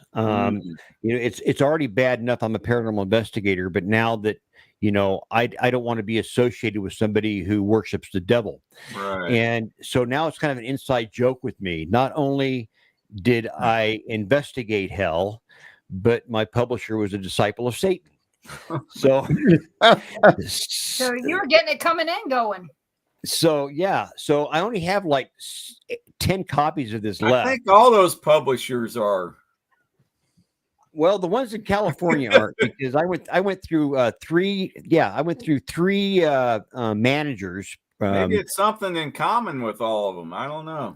I don't know, but that's when I came up with In Too Deep, and I knew the story wasn't done. When I wrote this book, the original book I wrote it in 3 weeks. It was 56,000 words. I wrote it in 3 weeks. And I'd never written a book in my life. In fact, the story goes, even writing the book, I was basically kind of doing one of these things on Facebook. And Daniel Class, of all people, comes on. And he says, Alan, you need to write a book about this place. I said, I have no idea how to write a book. He says, I can hook you up with a guy. So he got me in touch with this publisher, and I zoomed through it. He says, Alan, I need to get this done before a certain date, before Halloween. He says, I want to get this out in the next publishing group. And so I just buzzed right through it. And I knew that there was some stuff there that I wanted to put in, particularly that last investigation. Well, I didn't have time to do that. And so I just vaguely touched on it. And so that's when I got a hold of Eric again. And I said, look, about 2 years later, I said, the book isn't done. Is there any way that we can add a couple chapters? He said, well, yeah, sure. He says, we do it all the time. Well, that's when, of course, I found out that he was kind of screwing me, and then this whole Satan thing. And I said, I don't want to party no more. And so I left, and I reached out to another publisher, dropped him. What wasn't very hard to do. I had a contract, but I had lawyers too. So Anyway, I was able to get out of that contract pretty easy. And the whole investigation is like 8 hours. And I thought, how am I going to write a book, 8-hour investigation? How am I going to add on to in Too Deep? And actually, they rewrote it for me. The new publishers did the In Too Deep for me. And I wanted to add on to it. And I thought, it's only like 8 hours investigation. How can I make this interesting? And I thought, you know what? I'm going to talk about what I went through personally as an individual to get to investigate the Stagecoach Inn. And that's when I came up with 94,000 words, 1 pound, 8 ounces of book to talk about getting to that final investigation. And I've had some good feedback so far. Everybody really seems to like it. And that's kind of where it's at right now. So do you have any more books coming out? Well, I'm thinking about squeezing one more book maybe out of this. It was brought to my attention on another podcast that I was doing. In the first book, I talk a little bit about how I got into the paranormal. And if you've read the book at all, you know that, my wife, she was killed in a fire, and we had a little girl, and I was a single parent now, and I was raising her alone. And one night I could hear her talking in her room, and I just thought she was playing with her toys, My Little Ponies and things of that nature. And I didn't know anything about paranormal stuff. Right. And I'm watching, in fact, I talk about it in the book, I'll reveal a little bit of it. I was watching WWF wrestling with Hulk Hogan and all them guys. And I put her to bed, and I didn't want to be a hard ass dad. My God, I just lost her mother. And so I'm kind of letting her just chit chat and jibber jabber in this house. It was a mobile home we were living in. It was donated to us by the Red Cross. Lost everything in the fire. And so pretty soon I said, she's got to go to sleep. So I walked down this little narrow hallway, and I peered into her room, and there she's sitting on the edge of her bed, and her little legs are dangling off the side. And I said, honey, it's time to go to sleep. And I left. I just turned around and just kind of walked away. And I took 2 or 3 steps, and I thought, weird. I walked back in her room. I said, who are you talking to? And she was looking at the closet. And this wasn't a very big room. I mean, this room itself was about the size of a large closet. Right. Anyway. Right. And I remember vividly those little fat, chubby fingers pointing at the closet. And then she turns, she looks at me and says in the most matter-of-fact voice, she says, Mommy. And I was mad. The emotions that I felt from that very moment washed over me like a hurricane of a tidal wave. I got cold and clammy. My throat got just knotted up. The knot in your throat, a hole in my stomach. I mean, the emotions that I felt were just immense. And I looked and stared at that closet. I didn't see anything. As badly as I wanted to see her one more time, there was nothing there. And Melinda then had laid down, and she just went to bed, went to sleep right away. And that's what kind of started me into paranormal. And somebody told me, they said, Alan, have you ever considered the fact that you were in a really dark place? I knew you back then. You were in a really, really dark place.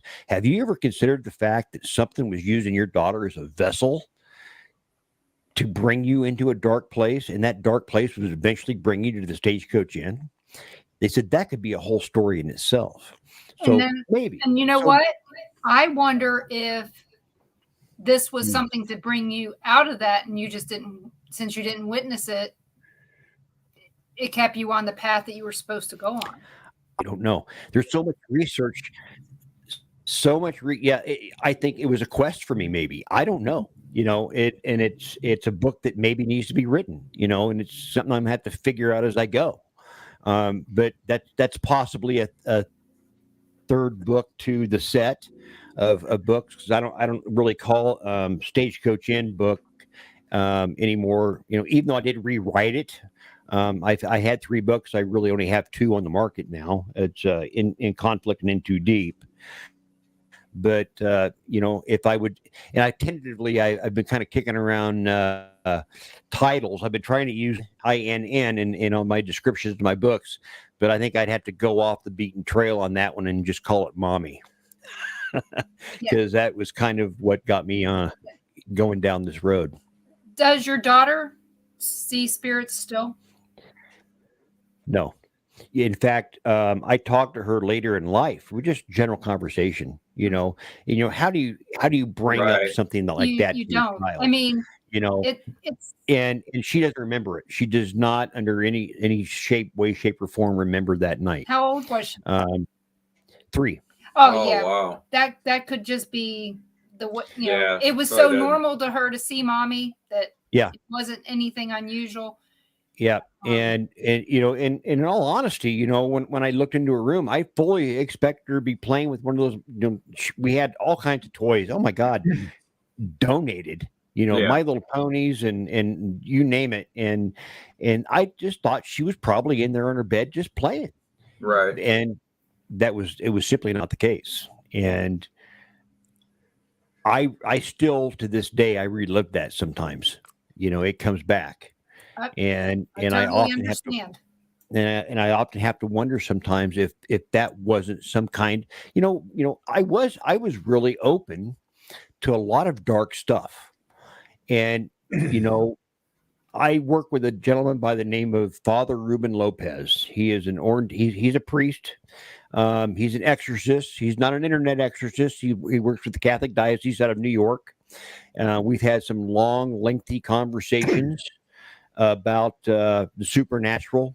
He's done a lot of exorcism in his life. He's done it for over 45 years. And he tells me, he says, there's really nothing good out there. He says, what you're talking to is not good spirits. He said, these are demonic things. And, in your heart and of hearts, you want to see something, a loved one, Grandma Betty's cookies or whatever. These demonic things are constantly around us, and they will slide into those shoes just to get your attention and to move you away from the light, as he puts it. So, do I believe that? I don't know. I don't know what I believe. I'll tell you, I have a theory on that as well. I think we all do. But, and I'm open to everything, and I'm not stuck into I don't pigeonhole myself into one thought or one idea. Right. I enjoy listening to everybody's ideas and thoughts on the paranormal. We look silly sometimes as investigators when we argue amongst each other about who's right and who's wrong. And we don't look silly to each other. We look silly to those who are standing outside watching us, the ones that don't do this on a daily basis. If we can't figure out on our own what's going on, then how the hell are we going to get these people who don't believe in it anyway to believe in it? And so what we're creating by disagreeing with each other's theories and thoughts is that paranormal mountain that we're trying to climb suddenly becomes steeper and the summit becomes further away. And I try to open my mind up to every thought. There's no wrong answers in what we're doing. There's wrong ways of investigating. You should still be considerate what you're doing, not just because it might be a good spirit, but it might also not be. So, you don't really want to piss anything off either. That's true. So, I'm very open to anybody. The young people are the ones that are going to hopefully figure this out. I doubt if I figured it out in my lifetime. I said something last night. If any of you listened to the show last night, I said something along the lines of a lot of this research that we're doing, we're not going to find out the answers until we're dead. Right. That's correct. And we won't care. And the thing is we probably won't be sharing it with you guys because we're dead. So you're going to have to pay attention and figure out what your next step is. And the you're right about that other part too. The drama in the paranormal does make everybody look like children. Yeah, I like do. kids. And in Conflict, I talk about that. I cover a lot of bases in the book In Conflict. And I talk about this in general, about how easily it is for a paranormal investigator to wear that proverbial scarlet red letter on your chest. You know, if you don't go with the flow, with that normal beat of the drum with everybody else, and you veer off that path, you can suddenly be chastised from the rest of the group. All of a sudden, those little circles you run in, those circles become away. And now you're alone. And then you're demonized because you have different thoughts, you have different opinions and different ideas. I've seen this happen a lot. And you know, I've been put into that category myself because of the ways that I think. And I think in a lot of respects, you know, that's what destroys what we're doing. And the biggest thing in my mind that destroys what we're doing is as soon as you pay more attention to your Facebook page and seeing how many likes you have, how many videos have been seen, how many people like you, you've lost focus to what your main purpose in being an investigator is. Yep. You've lost sight of everything. And I did that when I was at the Stagecoach Inn. I couldn't wait to get that next piece of equipment, you know, that next piece of video out there. All of a sudden, I wasn't so much concerned about how it worked or why it worked or who I was helping anymore. It was more about them. And think about them. Think It's about not them. only them, though. Sometimes it's our brand. We start thinking about our brand as opposed to Well, the next person in that some needs respects, help. that's okay because we've got to cultivate it a little bit. We've got to make who we are and Yeah, what but we it's not stand for. everything. Yeah, it's just a little bit what we stand for, who we are. You know how we approach things, and that's okay. But it's when you just consume yourself with self-indulgence, so to speak, that's when you've lost sight of what you do, and that's where we screw up. And Yeah, I don't there's a wanna be- I lot don't of wanna hey, be look that at me in this paranormal field, Yeah, I used to look at my which Facebook. is Facebook. Yeah, I used to look at that stuff That's every why I'm day, not on Facebook. I'm not that kind of person. 4 or 5 I hours could a care day. less. And The only now, reason I use Facebook is to sell my books now. yeah. Yeah, And the thing is I'm on Facebook right now, but I'm not on there. Right. I mean, you can see me here on Facebook, but you can see me on YouTube. But you know how much time I spend on Facebook a week? Long enough to put my shows out there and to look and see if there's any new pictures of my grandchildren. Sure. Yeah. And to see if anybody has sent me a message that I need to respond to. And, you know, it's not anything against anybody else. I got a job that takes me 80 hours a week to do. Oh, yeah, I got get stuff that. to do. I get that. You know, I work for Ace Hardware, big deal, right? Mhm. But you know, it's a full-time job for me. You know, and I write books. I have my book writing, you know, brand, Dark River Books is what I call myself. But you know, I got one question to ask everybody out there. You know, we're talking about a little bit about the demonic, I guess, you know, and things that could be not Right. good spirits, but bad spirits. Let me ask just general question. I'm gonna throw it out there. As far as these things trying to turn you away from the light, think about this. As an investigator on a Saturday or a Friday night, maybe 3 nights in a row, how many times are you talking into the dark to something that's there that you think is there compared to how many times during the week you talk to God? Think about that. That's a good question. Think about that. I know I spend more time talking to God, Yeah, a lot I more. do too, but but A that's lot of not people- everybody.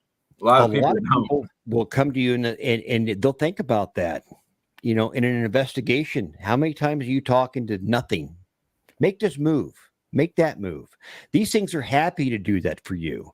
God doesn't work in those kind of ways. You can't say, hey, God, open the door up for me.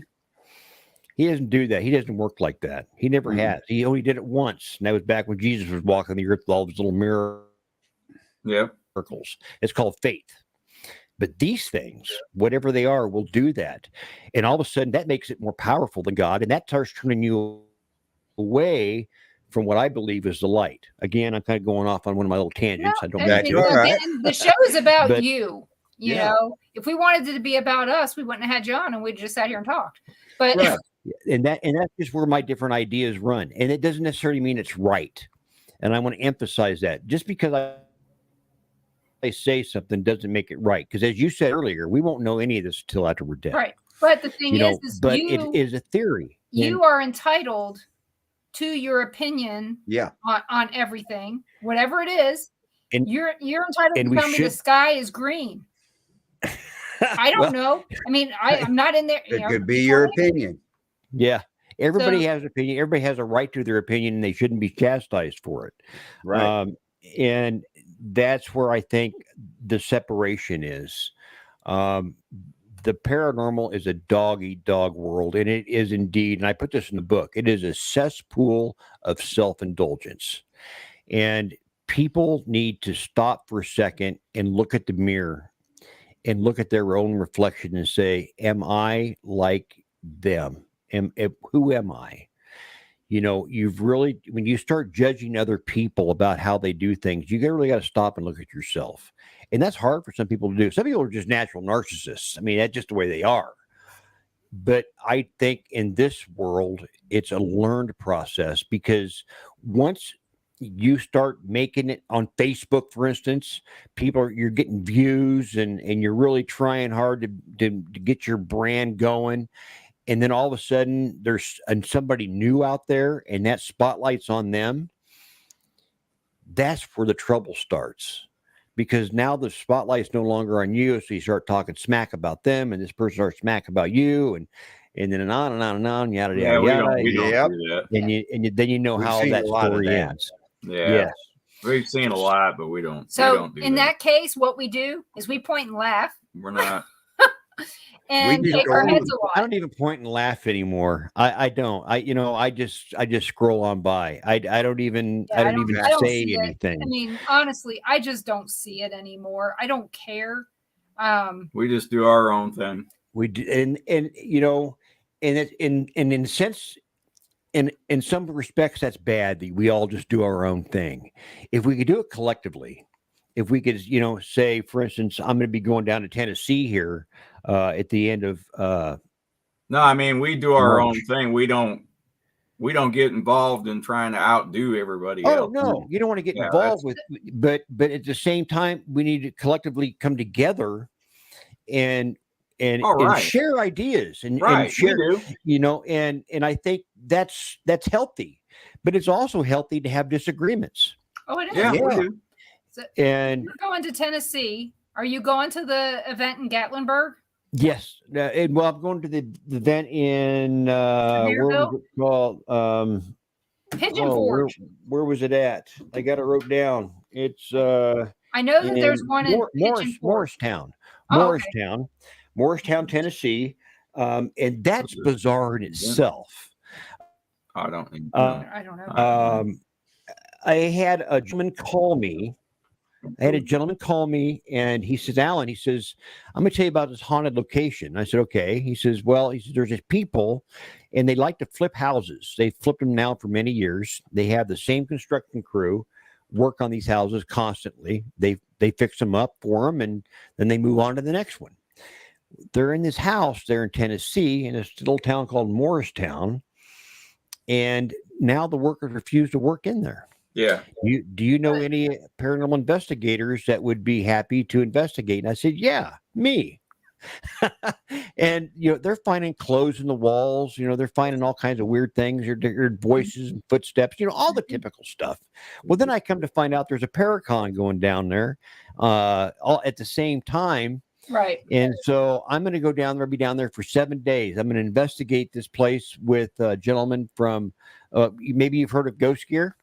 Robert Wilcox from Ghost Gear, he's CEO of Ghost Gear.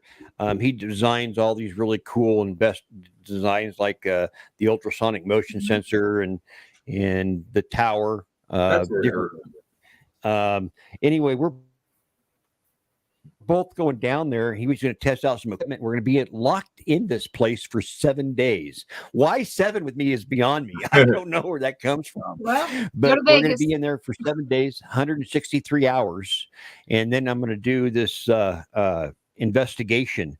But there was a lot of battles that happened evidently in Morristown, or at least one between Alvin Gilman, who was in the Union Army, and John C. Vaughn,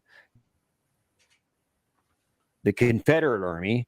Vaughn had a 1,700 men. Gilman had a strength of 2,800 men.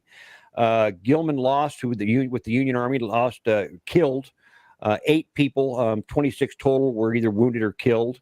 The Confederate Army in this town, total of 309, 85 killed, and 242 captured and wounded. So that was right there in Morristown. And the railroad that supplied this battle, or these battles, goes right direct. The train tracks are still there. Goes right directly behind this house. So I have no idea what I'm getting myself into. You know, you might want to reach out to Nick White. Never heard of it. Right. He lives there in Sevierville. I don't know where that's at. I don't know anything about Tennessee. Straight south. It's just a little bit away from where you're going to be. Okay. All right. That's going to be in Morristown, right? Yeah, Yes, Morristown. Yeah, I'm gonna Santiago's going to be down there. Yeah, there's Santiago Sierra. Well, originally a good friend of mine was going to be there, but she backed out the last minute. Dr. Rebecca Foster, but she was unable to go, I guess. But yeah, it's going to be an interesting investigation. I will have every one of my cameras rolling 24/7. I use these big HD cards. These are big. These are 128 gigabytes, and I will have all my cameras running 24/7. 163 hours of video. We're going to have all of Ghost Gear's equipment running. Everything that I have, millimeters, motion detectors, everything has been now refashioned to set on tripods. So no human contact whatsoever in anything. I'm doing this investigation like a hunt. Like a deer hunt. I kind of understand how people travel and move through houses, just like deer do, from their bedding areas to their feeding areas. So I'm going to be just bombing this place in what I would call the track areas of the investigation with every kind of paranormal device that I can come up with. We're even using 2 SLS cameras. We're using these batteries packs. These are they convert to 110, so we'll have constant power there 24 hours a day. I'm a hater of orbs. I hate orbs. I will be using, you do too. I got this little guy. This is really cool. This is my my black light that I use. Dust. I use this. There's a difference. Yeah, but we don't need to talk about one is orbs and one's dust. Yeah. So I can kind of tell what's, I walk into a room and I start getting a lot of orbs on my lens. I like to use a black light and shine it around the room. If I start seeing a lot of dust flying around, I go, nah, okay, we've got that figured out. People don't like me just because of that sometimes. Well, there's... Well, that's all right. That's how you debunk it. Yeah, right. Dust and water and pollen and all this other stuff. Oh, yeah. It's we live in a very dirty planet. Yeah, that's not orbs. That's dust. Yeah. Yes. See, they call dust orbs. That's what that bothers me. Orbs are orbs. I've been investigating since water's water. We've actually seen orbs with your own eye. With our own eyes, yes. Yeah. And those are really hard to, you can't. It's extremely rare. And you can't prove it because you're the only one that sees it. Right. I have been investigating since 1982. That's 4 decades. And in those first 2 decades of investigating, did I ever hear the word orb? No.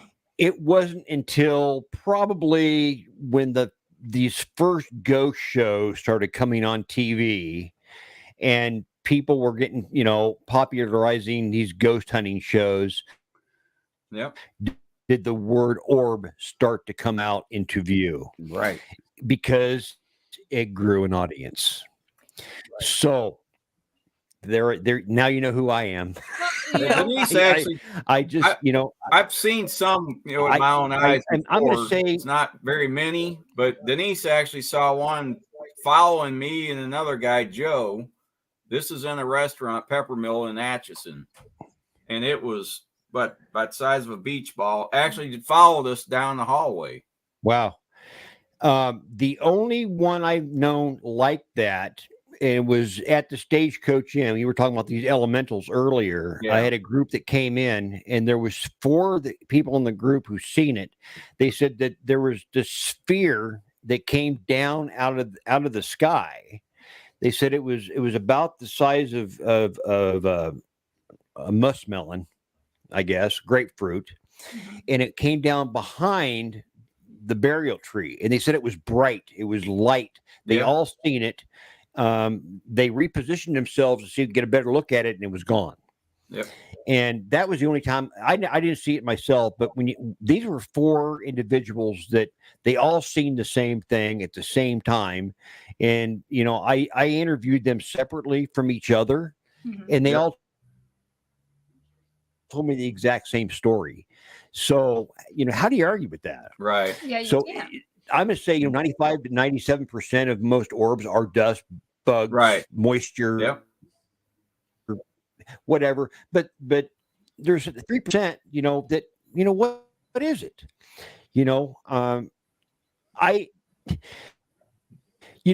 I investigate private residence, I have a series of questions that I ask that are kind of trick questions. And those questions will relate to people in an answer that they can relate to me using words they've heard on ghost shows. It suddenly materialized in front of me, and I'm thinking, okay, material. I use words like materialized. But, then you get some of these people that say, I don't know. It was there, and then it was just gone.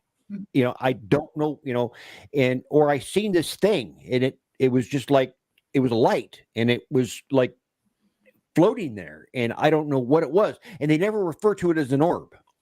No. Those people, I believe. Yeah. So when I saw this thing, I just told Ron, I said, there's a light following you guys down the hall. I did not go, hey, there's an orb. I was like, no, there's this light that's following you guys down the hall.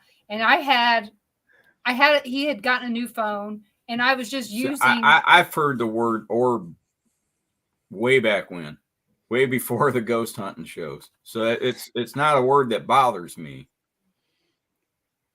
What is it? He's just saying an orb. I've heard the word orb. You said that, a lot of these ghost hunting shows were calling them orbs. I've heard it called orbs way before that.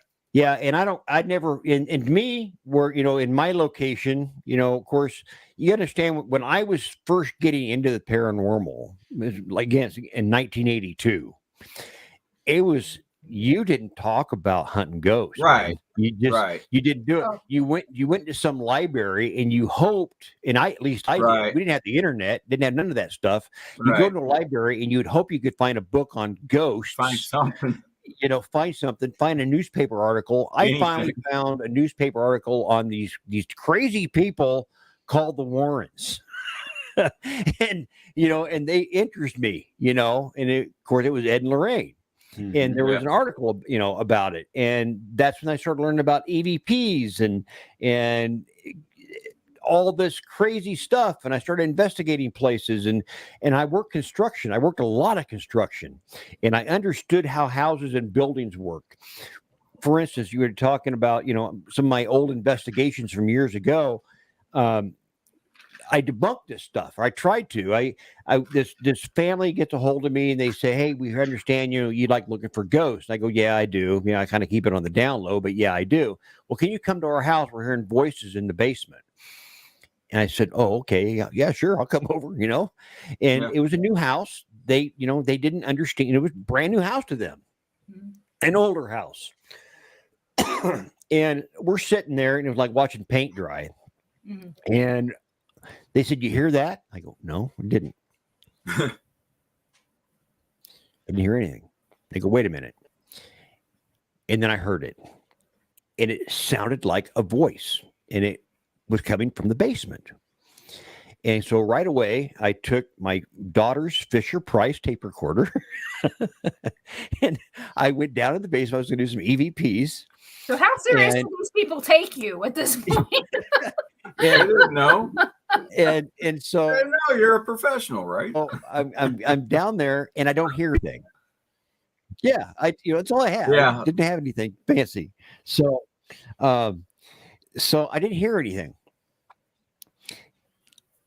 I go back upstairs, about 20 minutes go by, and we heard it again. I said, son of a gun. I said, there's something that's a voice. I hear a voice.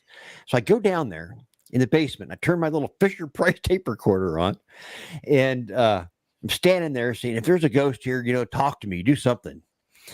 And then I heard it. Clear as a bell. And I knew what it was right away. And I walked upstairs. I said, you got a glass of water? And they thought I just wanted to drink. They said, here you go. And I walked back down the basement. And I said, come on with me. And I said, you see that floor drain right there? I said, listen. We stood there and listened. And sure enough, it sounded like voices coming from out of that floor drain. Oh, really? What was going on was somebody would flush a toilet or it would fall into the main line out in the street. And that sound, that splashing sound would emanate up the laterals and it went into that dry pee trap and it sounded like a voice coming. I said, pour some water down there and that voice will stop. So that's what I was doing for years. I mean, rafters you hear people walking along rafters. I say, well, when did this all start? Well, it started after we did, we heard that, if you do construction on your house, you start turning up spirits and ghosts. And I said, well, what'd you do? He said, I just put a new roof on. And so I go out and I'm looking around. I could hear this stuff going on in this house, these bangs and clunks and all kinds of stuff. And finally, it dawned on me that this guy didn't have a single roof vent in his house, not one. And what was going on was the house during the day was swelling like a big balloon. Oh, yeah. Yeah. And then at night, when you get those cool breezes and stuff going across the house, it would contract. And of course, for every action is an opposite equal reaction, and it would make the floor joists twist and bow. And it sounded just like somebody was walking across the ceiling. Right. So that's what I've done for years. And that's why I thought, you know what? I've got all this paranormal stuff figured out. And then here comes the stagecoach in. Yeah, we all find out that there's something in the pie that we didn't know about at some point. So yeah, we went to a house that we were called to. It was a trailer. And they said they're getting some activity in their living room and their kitchen. Well, they had some exposed wiring. One, I don't know if they're doing a remodel or something. They said, but the worst thing is the scratching in our bedroom. We go back there. Of course, I was back there a while and didn't hear any scratching. So I walk around the house. They said, what are you doing? I went back there. Well, they got this big tree back here with about 2 or 3 squirrel nests. About 2 or 3 branches that went right over to the roof, to the eaves and under. And I watched this squirrel go all the way down and go up inside the roof. And I went, okay, does it sound like little bitty claws? Oh, I don't know. It could be demonic. And I went, it's a squirrel. They didn't believe me. I said, I just watched it go in. Well, we told them they could be mice. And there's and 95, it went right where the bedroom was. and if people would actually take the time to go along with a paranormal investigator, they would find out that, and at least in my little world, paranormal investigating is pretty freaking boring. Yeah. You can go to these paid locations and you can usually find activity. Right. I've been to Malvern, found activity, Villisca during the day. Didn't really find anything because I didn't have any equipment with me, but there were some people that claimed they were experiencing things. I've been to Edinburgh Manor. Wow.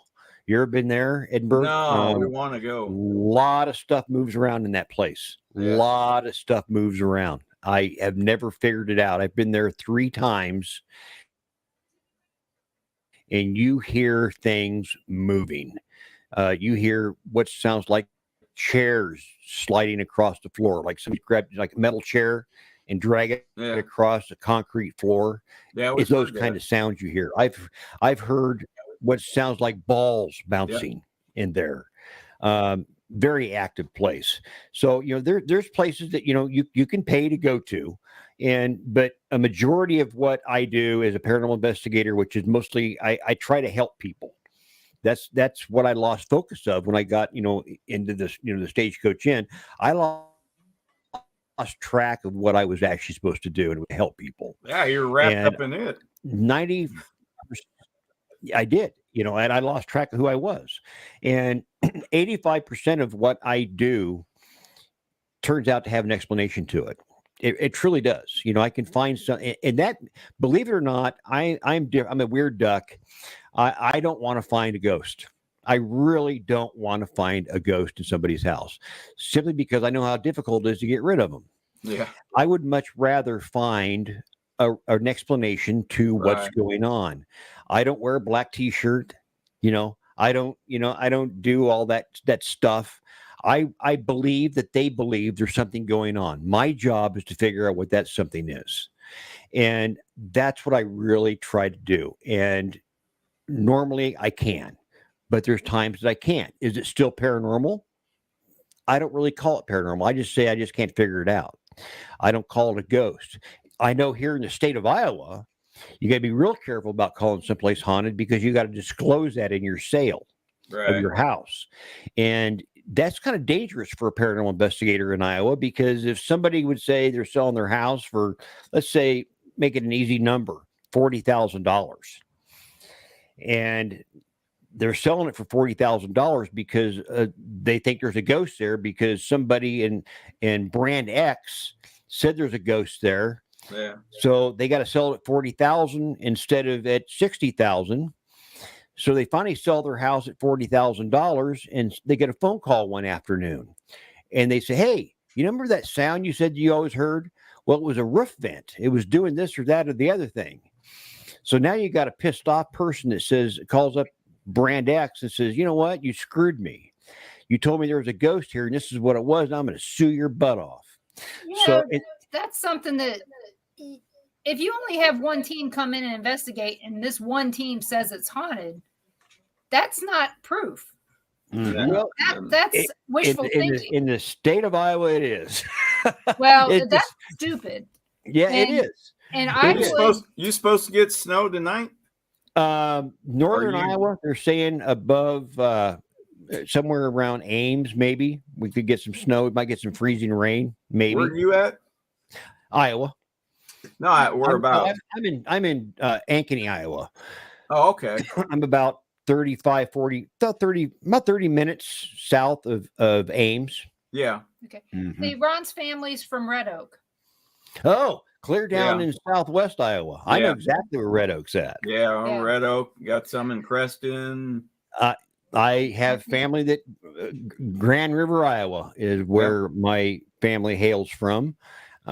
Creston, Thayer, all the Lynn County, Lineville, South Lineville, North Lineville. Yep. Well, thank you so much for your time. We appreciate it.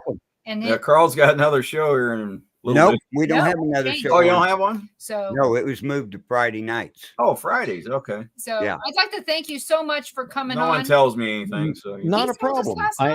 I really enjoyed myself. I really enjoyed myself. I would ask anybody that's interested in, I just briefly touched on my books. I mean, there's so much more to the story of the Stagecoach Inn.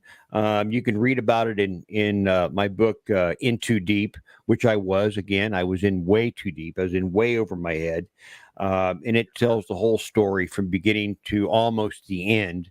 And then my second book, In Conflict, which describes my mental state, I guess, my condition of battling with my own demons in order to go back and investigate it one more time. And you can find my book at darkriverpublishings.com, or darkriverbooks.com. There's a couple different websites. Or you can visit me and send me a message on my Dark River Paranormal page. Send me a message, and I can send you a signed version of the book. It costs a little more to send it because I'm not Amazon. I can't afford the shipping. You'll have your So own it truck. costs a little more, but I will personalize each book, and I use the Square. So I will call. Well, I'll talk to you on the phone.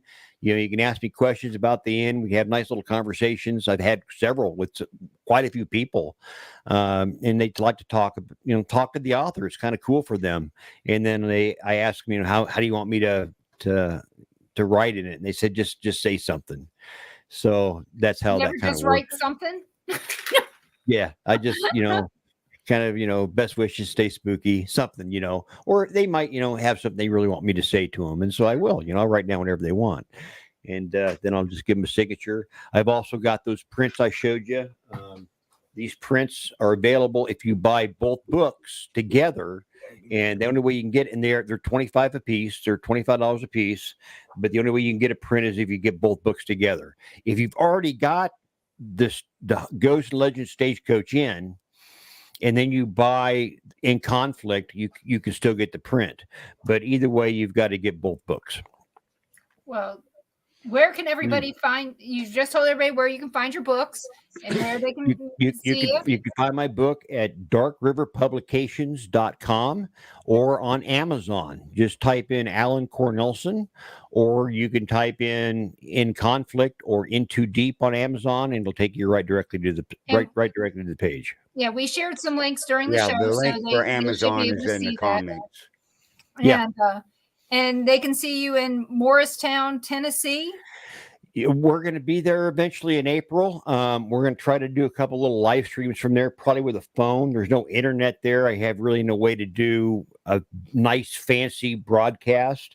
What I'm considering on doing is we're going to film the whole thing. It's 163 hours total. Yeah. So if it is active, we're going to try to break it up into pieces, hour segments, and post it on YouTube. And so there'd be probably 163 episodes. Yeah.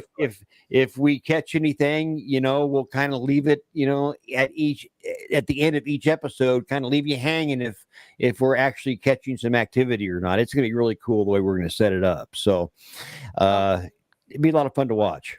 Well, thank you so much for coming on. And if you ever want to come back and talk about anything, let us know. Yeah. We can get you on. I appreciate, the time. Not a lot of people ask me to come on anything. So I greatly appreciate you bringing me on your show. It's been a wonderful you're time. more than welcome anytime, Alan. Well, thank you. Yep, very just much. speak up, just reach out if you've got something you want to share, or you guys do this investigation and you want to talk about it. Yeah, I want to hear about this place. I've never heard of it. Well, maybe if you give me your phone number, well, maybe at the end of this show, we'll talk a little bit, and I'll get your phone number. And if I have any activity, I'll give you a call. Well, you have my number. No, I do. Yes. Yeah.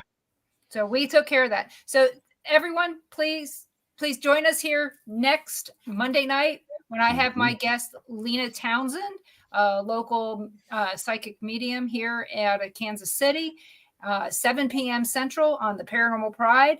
And I'll surprise you here next Tuesday night at 5 p.m. Central with whoever I find that you guys are going to find interesting. Right. I always find somebody. So join us then. And Carl? Yeah, check out the Billerites Network where we're live at. Check out Things Network where we're live at. And also the Temple of Phoenix Rising Entertainment page. And also Japan Paranormal where we're live. And we're also live on YouTube and everywhere. But on the Billerites Network, you can check out all our shows we have over there. Let's see. The next show will be Friday night. Will be The Conservative View at 8 p.m. So check that out. That's about all I got to say tonight. Thank everybody in the chat room for joining us. And have a good evening. We'll talk to you all later. Good night.